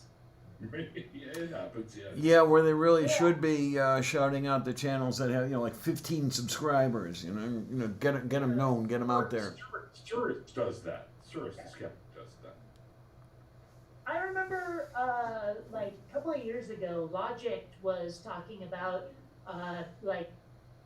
sort of the lack of success despair. And when he starts talking about how many subscribers he gets a month and describes it as only, I was like, bitch, please.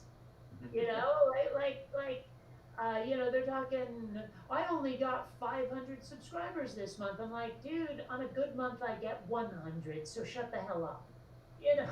Hi, Etcher. How you doing? Yay. I don't know. In a good month, I get like 3.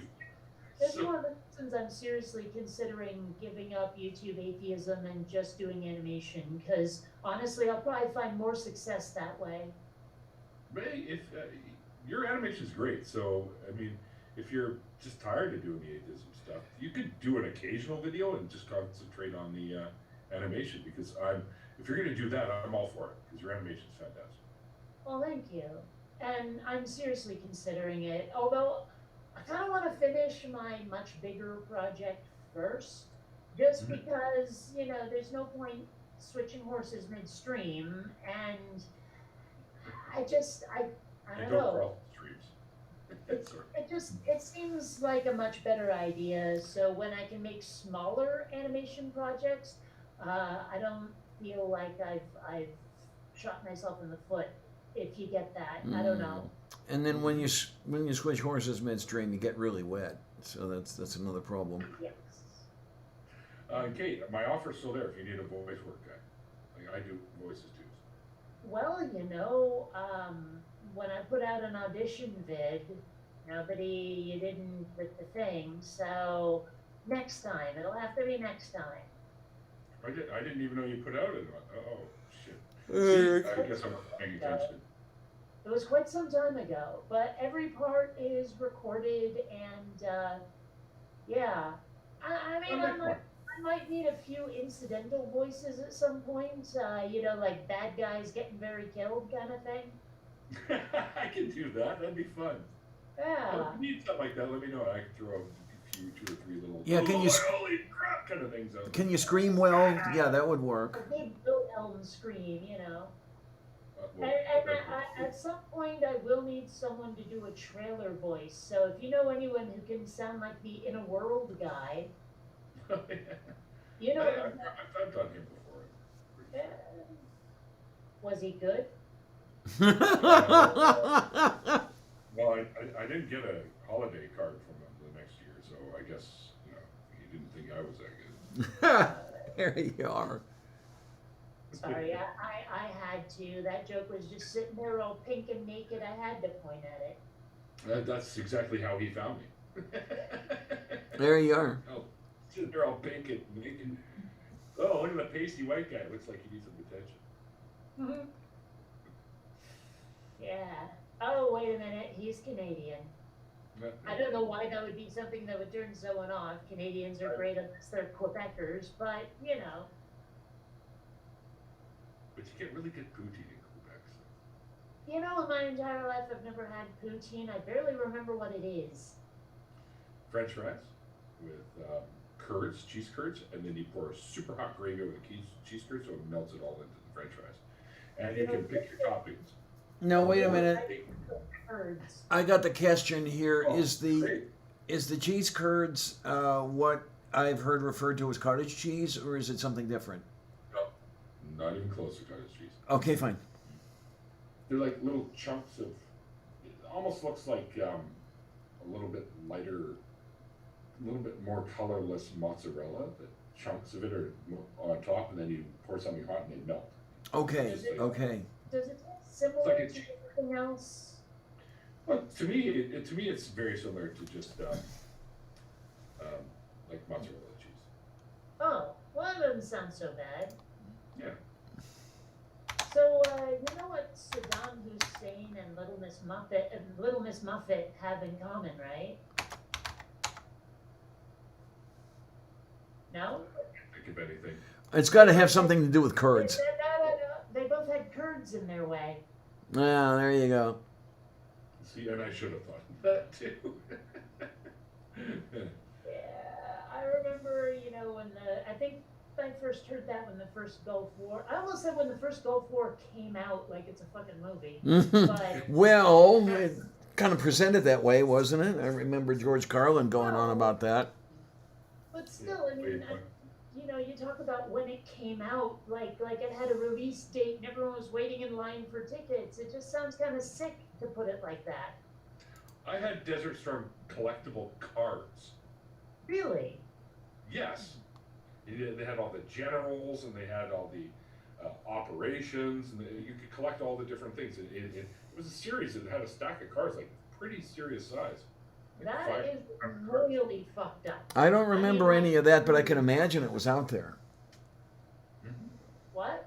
I also had serial killer and mobster card series. Oh, nothing like that, kids. I don't know. Back in the 80s, I had a lot of Garbage Pail Kids. Yeah, I remember those. Yeah, I've been watching the Goldbergs lately, just binge watching the hell out of it, and oh my gosh, is that a nostalgia-gasm, that show? Yes, indeed it is. Especially that VCR with the big blue and red and yellow shit on it. Wait, say that again? The VCR that they had, Oh, okay. big blue button and the red one and the yellow one. I think every other house I went to had that fucking thing.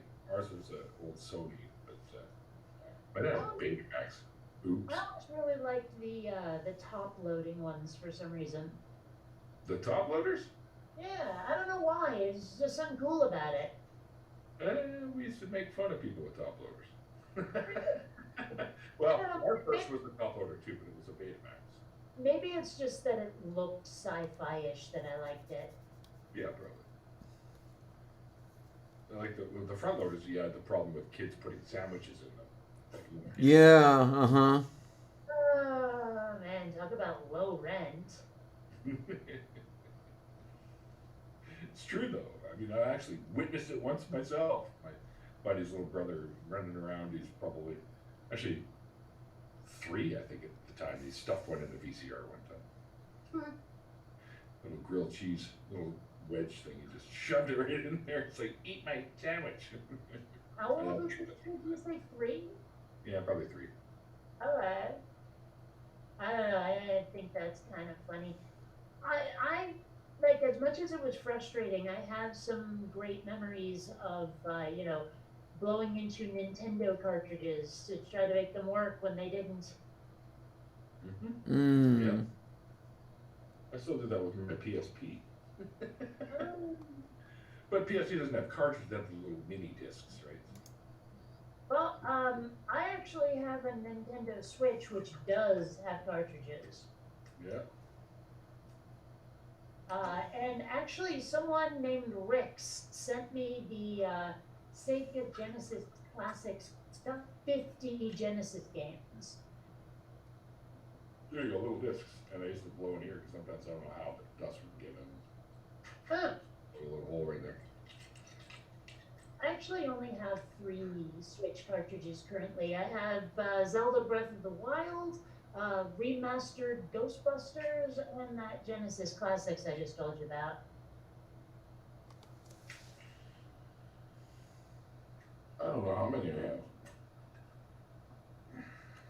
Well, clearly not enough. Clearly. Yeah. I think you're right. Shit, how do I get this thing open again? It's been so long since I played with this That's what she said. thing. Yep.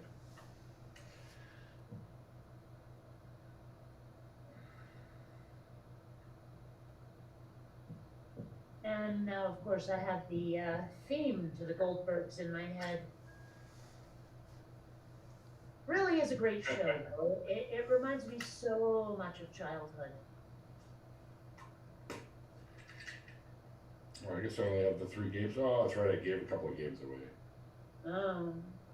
Marvel Nemesis, X-Men, and Family Guy. There was a Family Guy video game? Yeah, it's right here. Crazy pants. Mind you, I never really watched this show. I found it deeply irritating, but still. Okay, I got cash in here. Where does that come from? The crazy pants.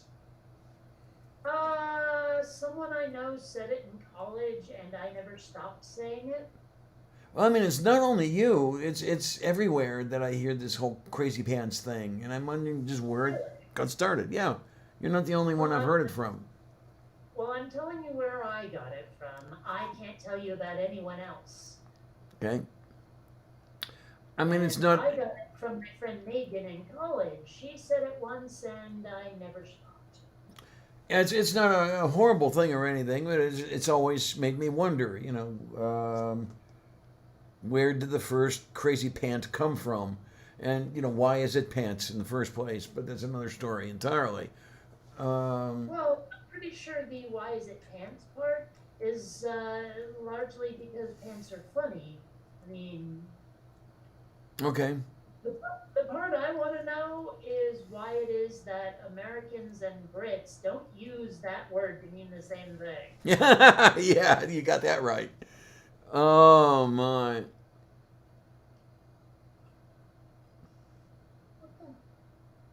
Oh, that's why. Okay. Sorry, I'm working on this 3D model while we talk, and it was misbehaving, and I couldn't figure out how come. Oh my, oh my. Yeah, but that's really, really interesting when I think about it. As far as the clothing that goes, from the waist to the ankle, or somewhere in that area, every term I can think of is in a plural form. You've got pants, you've got trousers, you've got slacks, you've got knickers, you've got, God knows what else you've got. Say again? Jeans. Yes. Jeans. Absolutely. And it's always, and I wondered, was it because there was more than one leg involved? Probably. You've seen those memes, though, of like, if dogs wore pants, would they wear them like this? Yeah, yeah. They have a point there, Oh my, oh my, oh my. Shorts, yes, that's another one. Well, then, and there you go. There you go. Andrew says, a skirt. There's only one skirt, but there are more than one shorts. Same with dresses. Mm-hmm. Only one dress that I can think of. It is moo. It is very moo, and it is very boofoo and beefy. No, I don't know what I'm talking about. I never do. It's like a cow's opinion. It doesn't really mean anything. It's moo. Yeah, I like that thing that you sent. Oh my. It's like one of the few takeaways from Friends that I've retained. Well, I mean, it's weird because it got to be trendy to hate that show, and I'm really not sure why. Okay, then. Oh my, oh my. You know, I hope nobody totally hates me for this, but I've got an idea here. Um, just now that you folks are out there to listen and hear what we're doing, I'm gonna try to switch to one of the mics on the video cameras and see if that does anything. Here we go. 5, 4, 3, No one can 2, hear us in 1. 5, 4, 3, 2, 1. Okay, we're gonna go over here and see. Okay, now this is really interesting. The audio output capture is still doing what it was doing. Well, there is a problem with your sound, though. Yes, there is, and I'd like to narrow it down. Oh no, I know exactly what it is. We can still hear you. Okay, yeah, there you go. That's very likely it. Yeah. Huh. Come on. I'm just, tweaking you a little. Well, actually, what I've got to be able to do, and yeah, this isn't large enough to do it. I've got to do that thing that I put up on the picture. You know, the guy with the clenched fists at his side and the face out here going. Okay, sure. If it's what makes you happy. Okay, my voice is pronounced echo in his Lord. Blah, blah, blah. Gotta chime in here for a second. I'm on someone else's show in approximately, little 14 minutes, 13 minutes. Oh my, oh my, oh my, oh my. But I didn't want to show that I actually have proof that Kate and I have met in person. It's true. Is that the picture I saw? Did you post that to Twitter at one point? I did, yes. Yeah, okay. Yeah, lucky you, man. I don't know. Yes, but okay. Have you ever noticed how when someone says, have a good, or like, it's often assumed the quality of the day you're gonna have when people say stuff. Like if they say I wish you luck, they don't specify good luck necessarily. Mm-hmm, mm-hmm, mm-hmm. And I've often thought that was a little presumptuous. Yeah, there you go. Now, if I may, you're showing that picture, Neil. Do I have it correct that Kate was 3 sheets to the wind at the time? No. No? No, let's put it this way. As near as I could tell, there was exactly one opportunity to drink. I had like 2 or 3, and then I was done. Okay, so I got it wrong. Okay, I stand corrected. Me, on Well, the other hand, stumbled to the gas station with Jamie Boone at about 2 in the morning looking for a couple more cases of beer, so. then. Did I miss room parties too?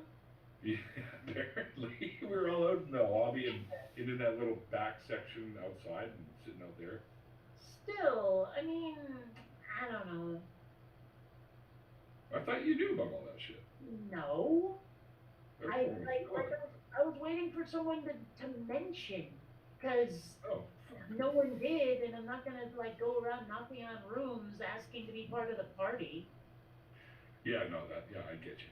I get you for sure. I don't know. But- It's difficult to not be bitter sometimes, honestly.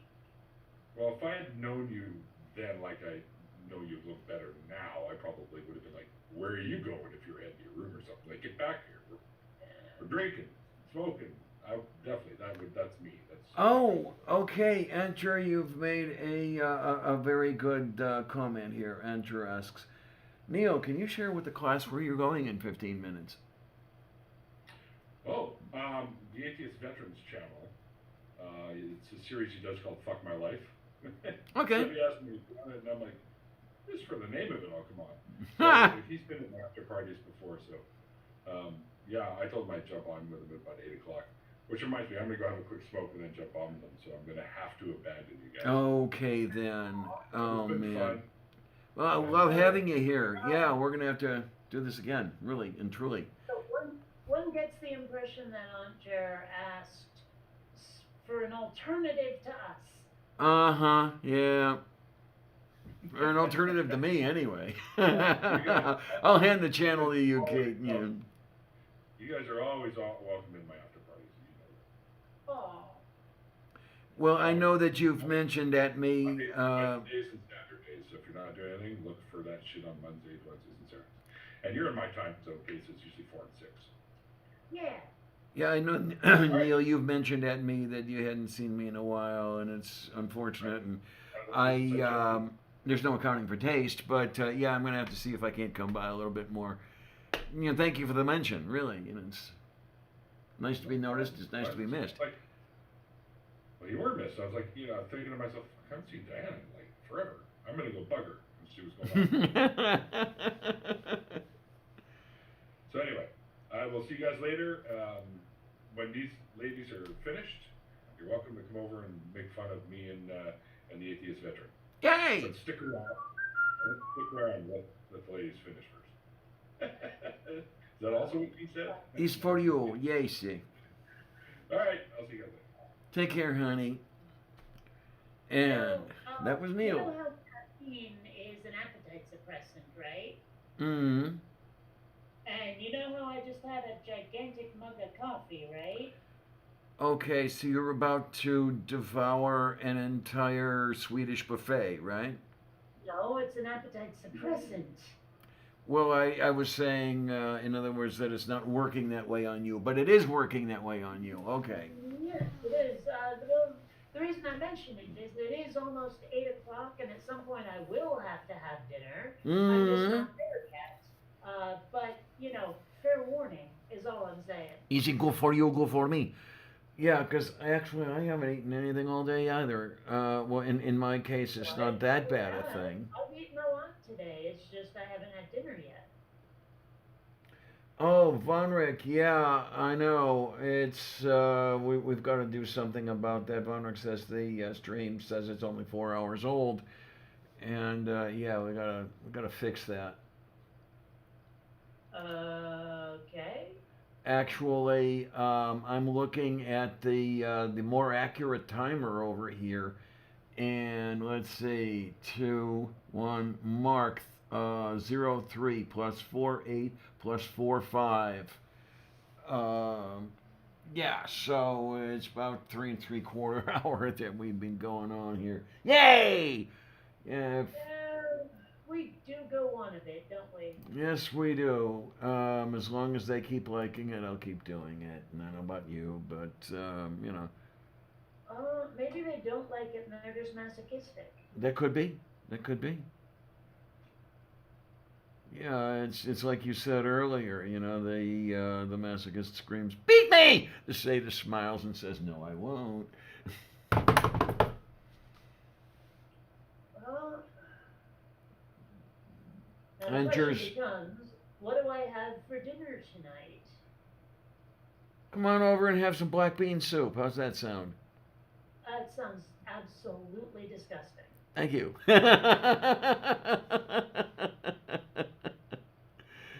Oh, you did ask. I tell you, it's really freaking amazing. Were it ever to be the case, only in my dreams, of course, that we'd be eating at the same table. I could imagine how difficult that would be. Almost everything I eat is something you find thoroughly disgusting. Yeah, well, that's what happens when you chow down on pig intestines. But then, if you could eat some normal food, Oh, food is one of the few cases where I think normal is a benefit. okay then. So wait a minute. So, how would you go for peanut butter and garlic sandwiches? Would that work? No, No. I've had those. They were not good. Now, question, and this is an actual question. Was the Yeah. garlic fresh or was it out of the jar that was packed in oil? It was fresh cut, although I did try the jar packed in oil. Okay, and I take it you found them both disgusting. Hmm? Neither one helped. It just was not I mean, like, I didn't hate it, but I sure as hell won't seek it out for a second go. Okay, because yeah, I've actually tried it with fresh garlic, and no, for me it doesn't work at all. Um, the garlic that you get in the jar, packed in oil, that's what works for me. Um, Friend of mine actually mentioned, yes, I do actually have friends. Not very many of them. They don't stick around very long, but you know what the hell. Um, she mentioned to me that it sounded vaguely Thai with the peanuts and the Yeah, garlic. I can see that. Or possibly kung pao chicken, like, Chinese style. Okay, then, yes. Because, that has peanuts in it too. Mm. Now you got me thinking about having kung pao chicken. Damn you. I It haven't. is good. Yeah. I actually like it quite a bit, although I prefer the barbecue pork fried rice. Okay, okay. That's the one that you have trouble making, isn't it? Yeah, but it turns out I've been making it wrong.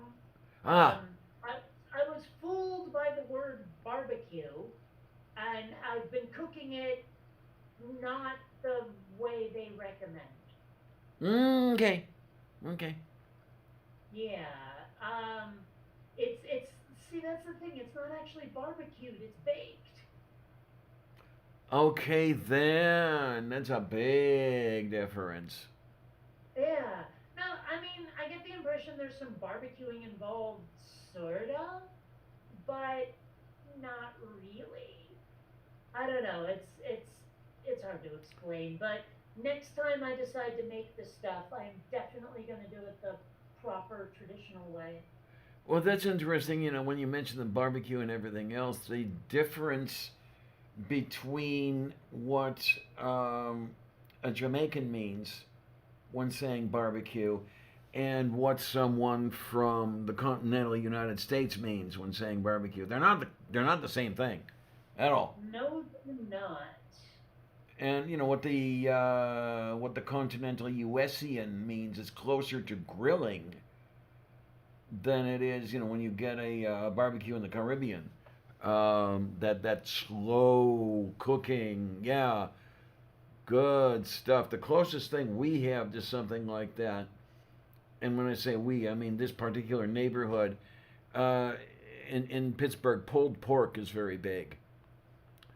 Now, I don't even really know what that is, pulled pork. Like, well, I mean, I've had it, but I don't know what the pulling part is all about. Okay, my understanding is that that is sort of like a shredding, almost as if you were to have a bunch of nails driven through a block of wood, and then you would pull a piece of pork over those nails, and you would get the strings, if you will, of pork pulled off. That's the impression I get out of it. Did I make any sense? No. That figures. So wait. It's kind of a shredding or a cutting? Yeah. Mm-hmm. Huh. How odd. All right. Well, whatever makes you happy, I guess. Okay, Von Rick says pulled pork is pork slow cooked until you pull it off the bone, shredding it. Yeah. Yeah. Got a pizza.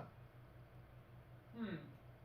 Now around here they do it backwards. They shred the pork first and then cook it. Hmm. And they always I don't know. I'm just trying to picture it, is all. and they always do it with. It amazes me that it's still around. There's a certain thinly sliced processed pork. They call it sliced ham around here, which it's kind of sliced, but it isn't ham. Um, you always use that for the pulled pork here in Pittsburgh. Um, and it's from a place called Isley's. Now, the thing is, the Isley's delis, the Isley's convenience stores don't exist anymore and have not existed for quite a few years. But you still have the brand of lunch meat. So somebody's still I doing it. sincerely hope that one of the people who had this business or whatever was named Moss. Okay. I'm working on putting it together. Moss Isley. Oh, come on. Moss Isley Spaceport? Oh, River okay. climbing or wretched hive of scum and villainy? Come on. Oh my, oh my, oh my. Okay. Yeah, I know, I know. Purple! Hi! I did not see you come in. Sweetie. Hello. How you then? Yeah, in the crock pot for about 6 hours. Around here, they will get one of the, like a 20-quart stock pot and cook the pork in that. And I tell you, the stuff they put together to make that sauce it's interesting to say the least. I mean, you've got ketchup and you've got a certain brand of barbecue sauce, and you've got a few other interesting things that by themselves don't sound all that appetizing. And to tell you the truth, when you describe them together, it doesn't sound that appetizing either. The sauce is what I like least about pulled pork, at least here. I can imagine you'd get a decent sauce somewhere else. Remember, this is Pittsburgh, and they don't do anything right around here. Let's see.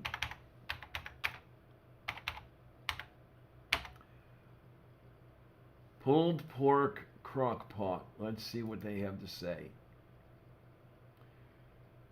Okay, Texas pulled pork, Dr. Pepper crock pot. I don't want to know, do I? Ugh, what a crock. No, it's really og and foo and boo and goo and feces and foo, and it's all full of poo. And no, I don't know what I'm talking about. I really don't. I think you do. I think you know exactly what you're talking about. There you go. Okay. For the okay, the ingredients here: cup of barbecue sauce, half cup of chicken stock, quarter cup of apple cider vinegar, teaspoon of liquid smoke. Let's see, a medium yellow onion, 4 cloves of garlic, a 5-pound pork shoulder, quarter cup brown sugar, 2 tablespoons smoked paprika, tablespoon of kosher salt, 2 teaspoons chili powder, 2 teaspoons black pepper, teaspoon of ground cumin, teaspoon of mustard powder, and half teaspoon of cayenne. I'd eat that. Yeah, that sounds a bit different to what they serve here, I'll tell you.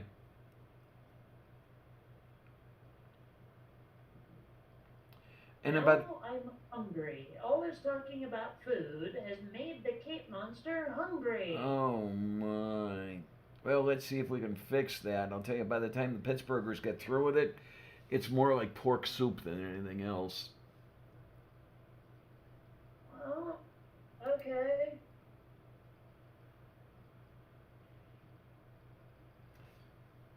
Wait a minute. Vonrick says, What? then there is lumpia. I have to look there. He says, Yeah. you have now truly lived. I want to eat something with loogie in the name. There you go. Well, actually, like when I was a small child, I guess, I refused to eat mustard because it had turd in the name. Oh my, oh my, oh my. But it wasn't turd, it was tard. So you would have had to have refused to eat it on No one PC pronounced basis. it like that, and you know it. Hmm. Everyone pronounced it mustard. Well, yes, so did we.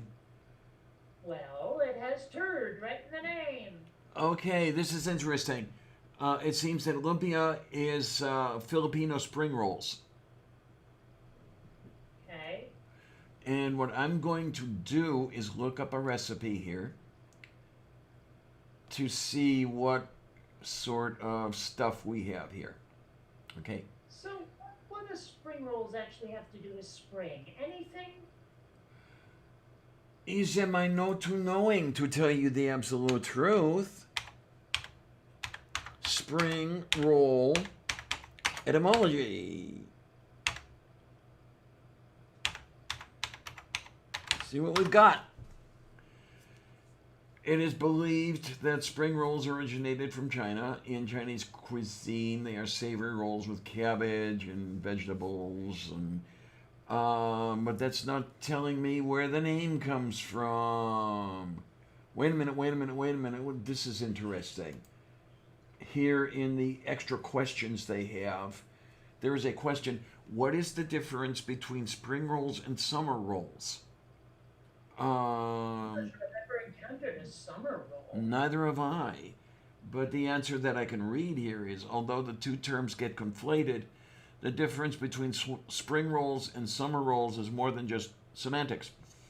Spring rolls are wrapped in a dough made of flour and water and then fried, while summer rolls are wrapped in a translucent rice wrapper and served cold. Oh, But okay. that doesn't say anything about the name. Yeah, but there is a difference, and because you have spring rolls and summer rolls, it leads me to believe that it is possible that the name has something to do with the seasons. Well, probably does, but what? History of spring rolls in Vietnam. Okay, I'm hungry now. I'm gonna go get dinner. I chased Kate away to get food. I don't know here, kids. Oh I'm my. hungry. Oh my. Oh, okay. Purple's got it. I don't know if you saw this or not. The definitive thing is that summer rolls don't bounce back. I don't get it. Well, that's what makes them different to spring rolls. Oh. I know. Hardy har. Now you get to make the determination which of us is worse. It has to, okay. Von Rex says it has to do with cabbage. Food now. Catch you like the plague. Take care, hon.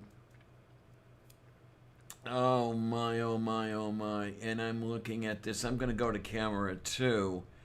Yeah, okay, there we are. I'm gonna have to over the next few days that I don't have a show.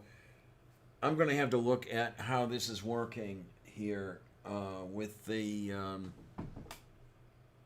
the audio, because yeah, it's very annoying if the guests are muted and stuff like that, and it is something here the way my VU meters are operating, and I'm just gonna have to isolate that and see what I can do about it and fix it or something, or break it like the US, burn it down and start all over again.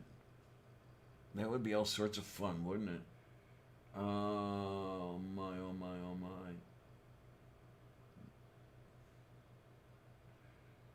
Cabbage is yummy and tasty. Yeah, Von Rick says it has to do with cabbage from my understanding. There's nothing in the world like cabbage. I love that stuff.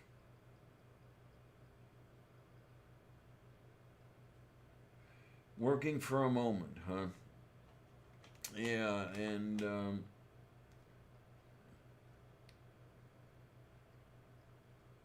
oh my, oh my, oh my, yeah, burning down the house. That's it's Talking Heads, isn't it?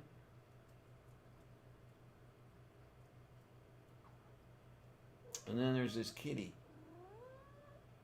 There is this kiddiness. What is being a kiddiness? Yes. No, wait. You do not want me to. No, okay.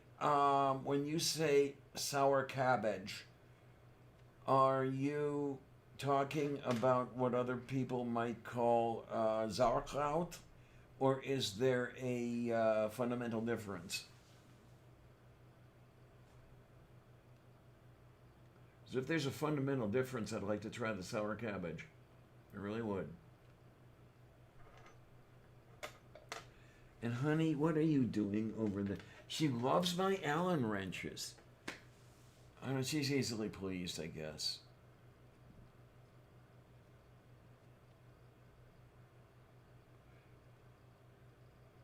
Okay. Andrew says yes. So it is the same and it is different. Okay, I like that. That works. Oh my. That's another memory I have. There was, at least when I was quite young, there was always a barrel of kapusta in the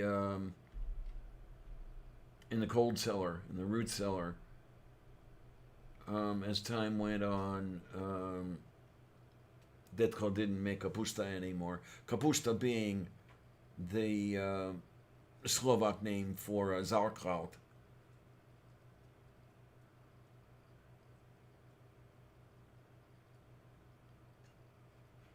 Oh, that tastes.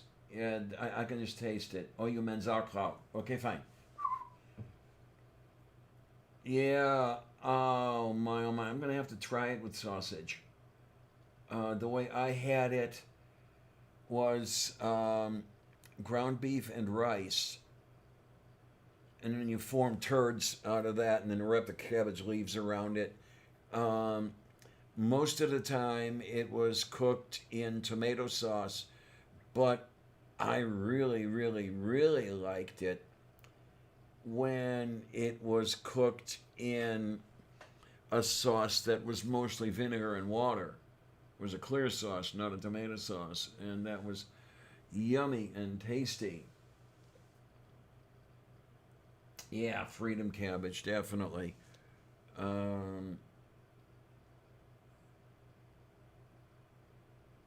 Dabrozhnie. Okay, yeah. Which, as we all know, is, yes, fermentation. Yeah, but we're going to wrap this up pretty soon as well. And then maybe what I'll do. I know what I will do. Okay. What I think I will have is cat fur wrapped in cabbage leaves. That sounds good. I like that. Pork sausage. I'm gonna have to try that. I'm gonna have to give that a shot. Because yeah, there's nothing in the world quite like pork sausage. Oh my word.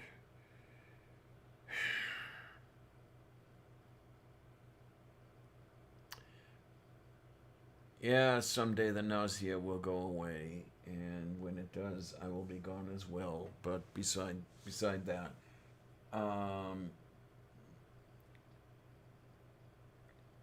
yeah, there were the recipes, the standard recipes that perhaps everybody could make in the family anyway.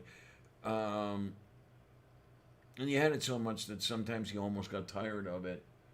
But yeah, there were certain things that she could make. They were the only things that she could make, and the cabbage rolls were one of them. You know, the halupki. And another one that she would make was a ragu that she called gabu. Basically, it was ground beef, shell pasta, and bottled tomato sauce. Oh man, yeah, steamed cabbage, yummy and tasty and everything. especially while it's still crunchy. I like crunch. And I do not like the stuff that's had the crap boiled out of it. I mean, you cannot get me to voluntarily eat boiled spinach. Tastes like wet toilet paper. But raw spinach? Oh, I'll eat that stuff up. I'll eat it up to the point where I overdose on oxalic acid, but that's another story entirely.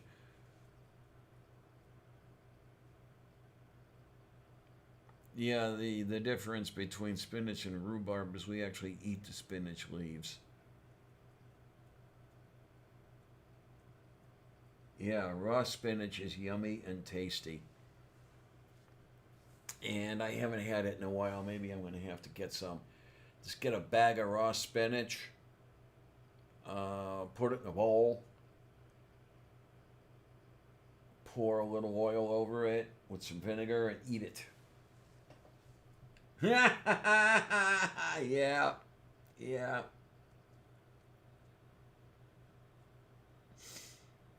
Yeah, Purple says, my grandma's house always smelled like sauerkraut.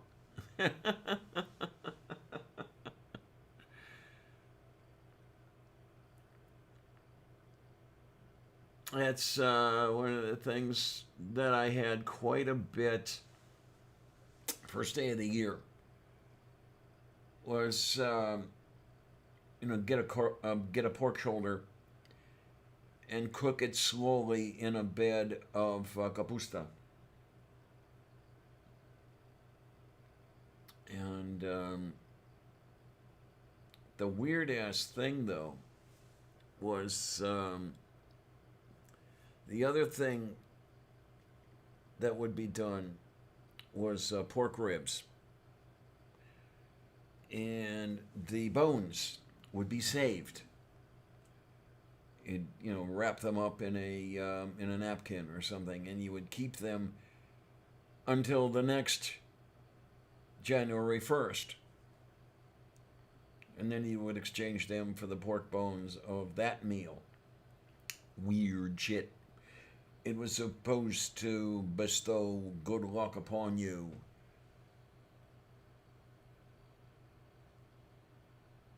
Uh-huh. Yep, Aunt Jura. Yep. She says, growing up, I thought I hated Brussels sprouts, spinach, and asparagus. Turns out I just needed fresh versions of those. She says my mom served canned asparagus, canned spinach, frozen Brussels sprouts. That stuff is shit. Yeah. Yeah, nothing in the world like fresh Brussels sprouts, lightly steamed, and then drenched in butter. And yeah, I mean that could be, for me, that could be an entire meal.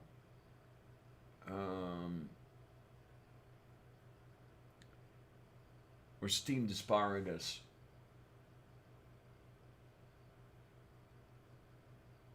Right, pick the dandelion greens before they flower. Otherwise, yeah, they'll be bitter.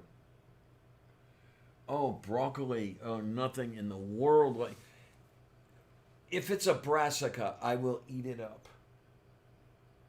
And brassica is that family related to wild mustard that encompasses broccoli, Brussels sprouts, cabbage, kale, all that wonderful stuff. Yes.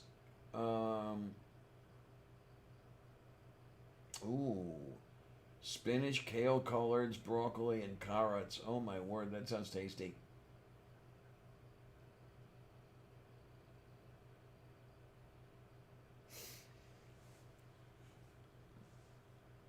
And another thing I rather like, more brassicas that I like are kohlrabi and the rutabagas. And what's the other one? It's like a rutabaga, only smaller.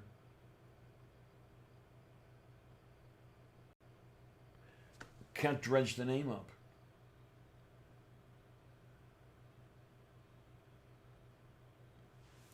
I don't know. I am going to have to up to this to look into making. Let me see. Brassicas. Oh, okay. It's not a family. It's a genus. Okay. It's in the mustard family. Here we go. Oh, okay, fine. Yeah, we have broccoli, cauliflower, cabbage, choysum, rutabaga, turnip. Some of the seeds used in the production of canola oil and mustard. Yeah, so sounds like someone does not want to say rapeseed, but that's what we're talking about here.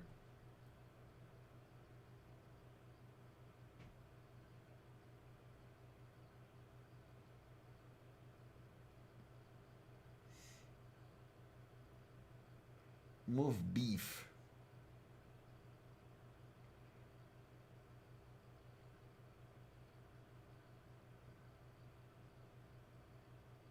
Yay, all kinds of good stuff.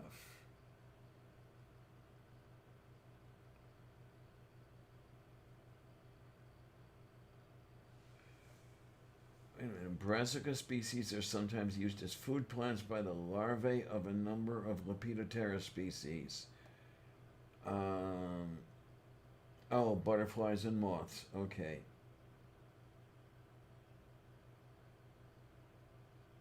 Moo.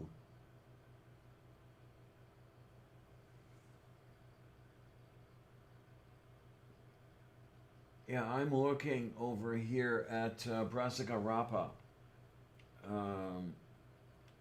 There's a picture there on the Font of All Knowledge. And I'm thinking that that looks strangely like some shit I see growing by the roadsides here all over the place.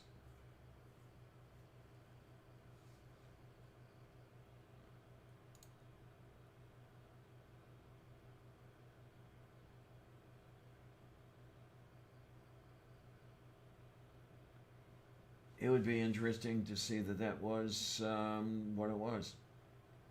Yeah. Moo, moo, moo, moo, moo, moo, moo, moo, moo, moo, moo, moo. Okay, and we have a whole bunch of cultivars here, including yellow sarsen, turnip. That's what I was trying to come up with. Tatsoi, rapini, Napa cabbage, komatsuna, field mustard, choysum, bom dong. Gotta wonder about that one. Bom's dong? What? Some of these I've never tried. I'd like to. Never had bom dong. Don't think I've had choysum. I'm always up for trying new food. I know a lot of people aren't, but I am. Ooh, okay. Mage Grey Wolf says, I'm thinking about adding Britain shiso to the stuff I'm growing.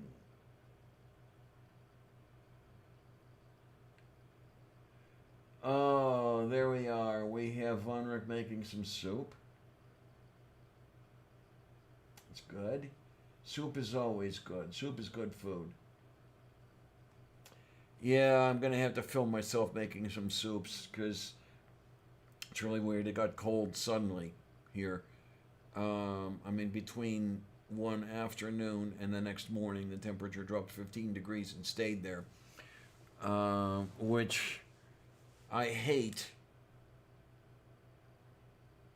I think it's reasonably well known, but if it's not, I will mention it, that I absolutely detest winter. I guess it's amazing what a couple of years of being homeless without effective heat will do to you. Which is why I'm never going to be homeless again. So Mage Grey Wolf just planted some Japanese red mustard. Okay then. Liking every minute of it. I'd really like to see if I couldn't have trays of leafy plants like that going, but I don't know where I would put them here. I mean, it would be so nice if I could plant romaine and, just pull it out of the dirt and have a salad if I got hungry. But, oh well.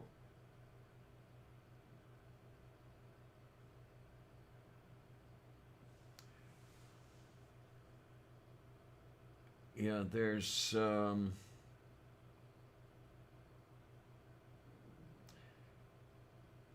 area in the backyard, if you want to call it that. I mean, there's a grassy area between the two buildings here of this apartment complex that, okay, once was a swimming pool, and it's very easy to tell because of the way it's ringed with a concrete walk and painted in that standard, this is the deep end, this is the shallow end type of painting scheme. It would be great were I able to use that as a garden, but I don't know that I'd be able to do that. I mean, not necessarily because nobody would let me, but because what passes for groundskeepers don't look at what they're doing. They just do it, and I could imagine. I could imagine my garden being mown down one afternoon. I mean, that shit's happened to me before, so not here, but it has happened. Oh my, oh my, oh my, oh my, oh my, oh my. But, oh, look at this. I mean, in this neighborhood here, where I'm sitting in this chair, 27 hours. And I do think that I want to get up early tomorrow. Well, what passes for early where my sleep schedule is concerned, so I may have to go to bed pretty soon. And okay, with that, I think what I'm going to do is I'm going to say I want to thank everyone who's here. I want to thank everyone who's not here. And what I think I will do is over the next couple of days, I will try to narrow down what's going on with my audio and try to make it decent for you kids the coming Sunday. I don't know what it is. It's something that's turned up very suddenly, and it's very annoying. I don't like that. But I like you guys coming around. It's really nice. It is that you keep telling me that you keep telling me you like this stuff, and it gives me a reason to keep it going. Gives me an inner smile, if you will. It's nice to be appreciated. It really is. I appreciate you guys. I really do.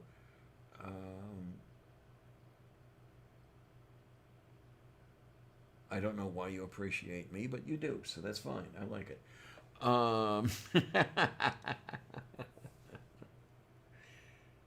Try to be good, everybody. And I'm going to try to be good. I'd like to say I'll try to be good at it, but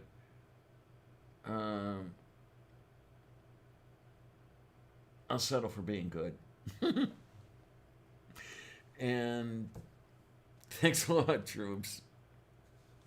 See you on the other side.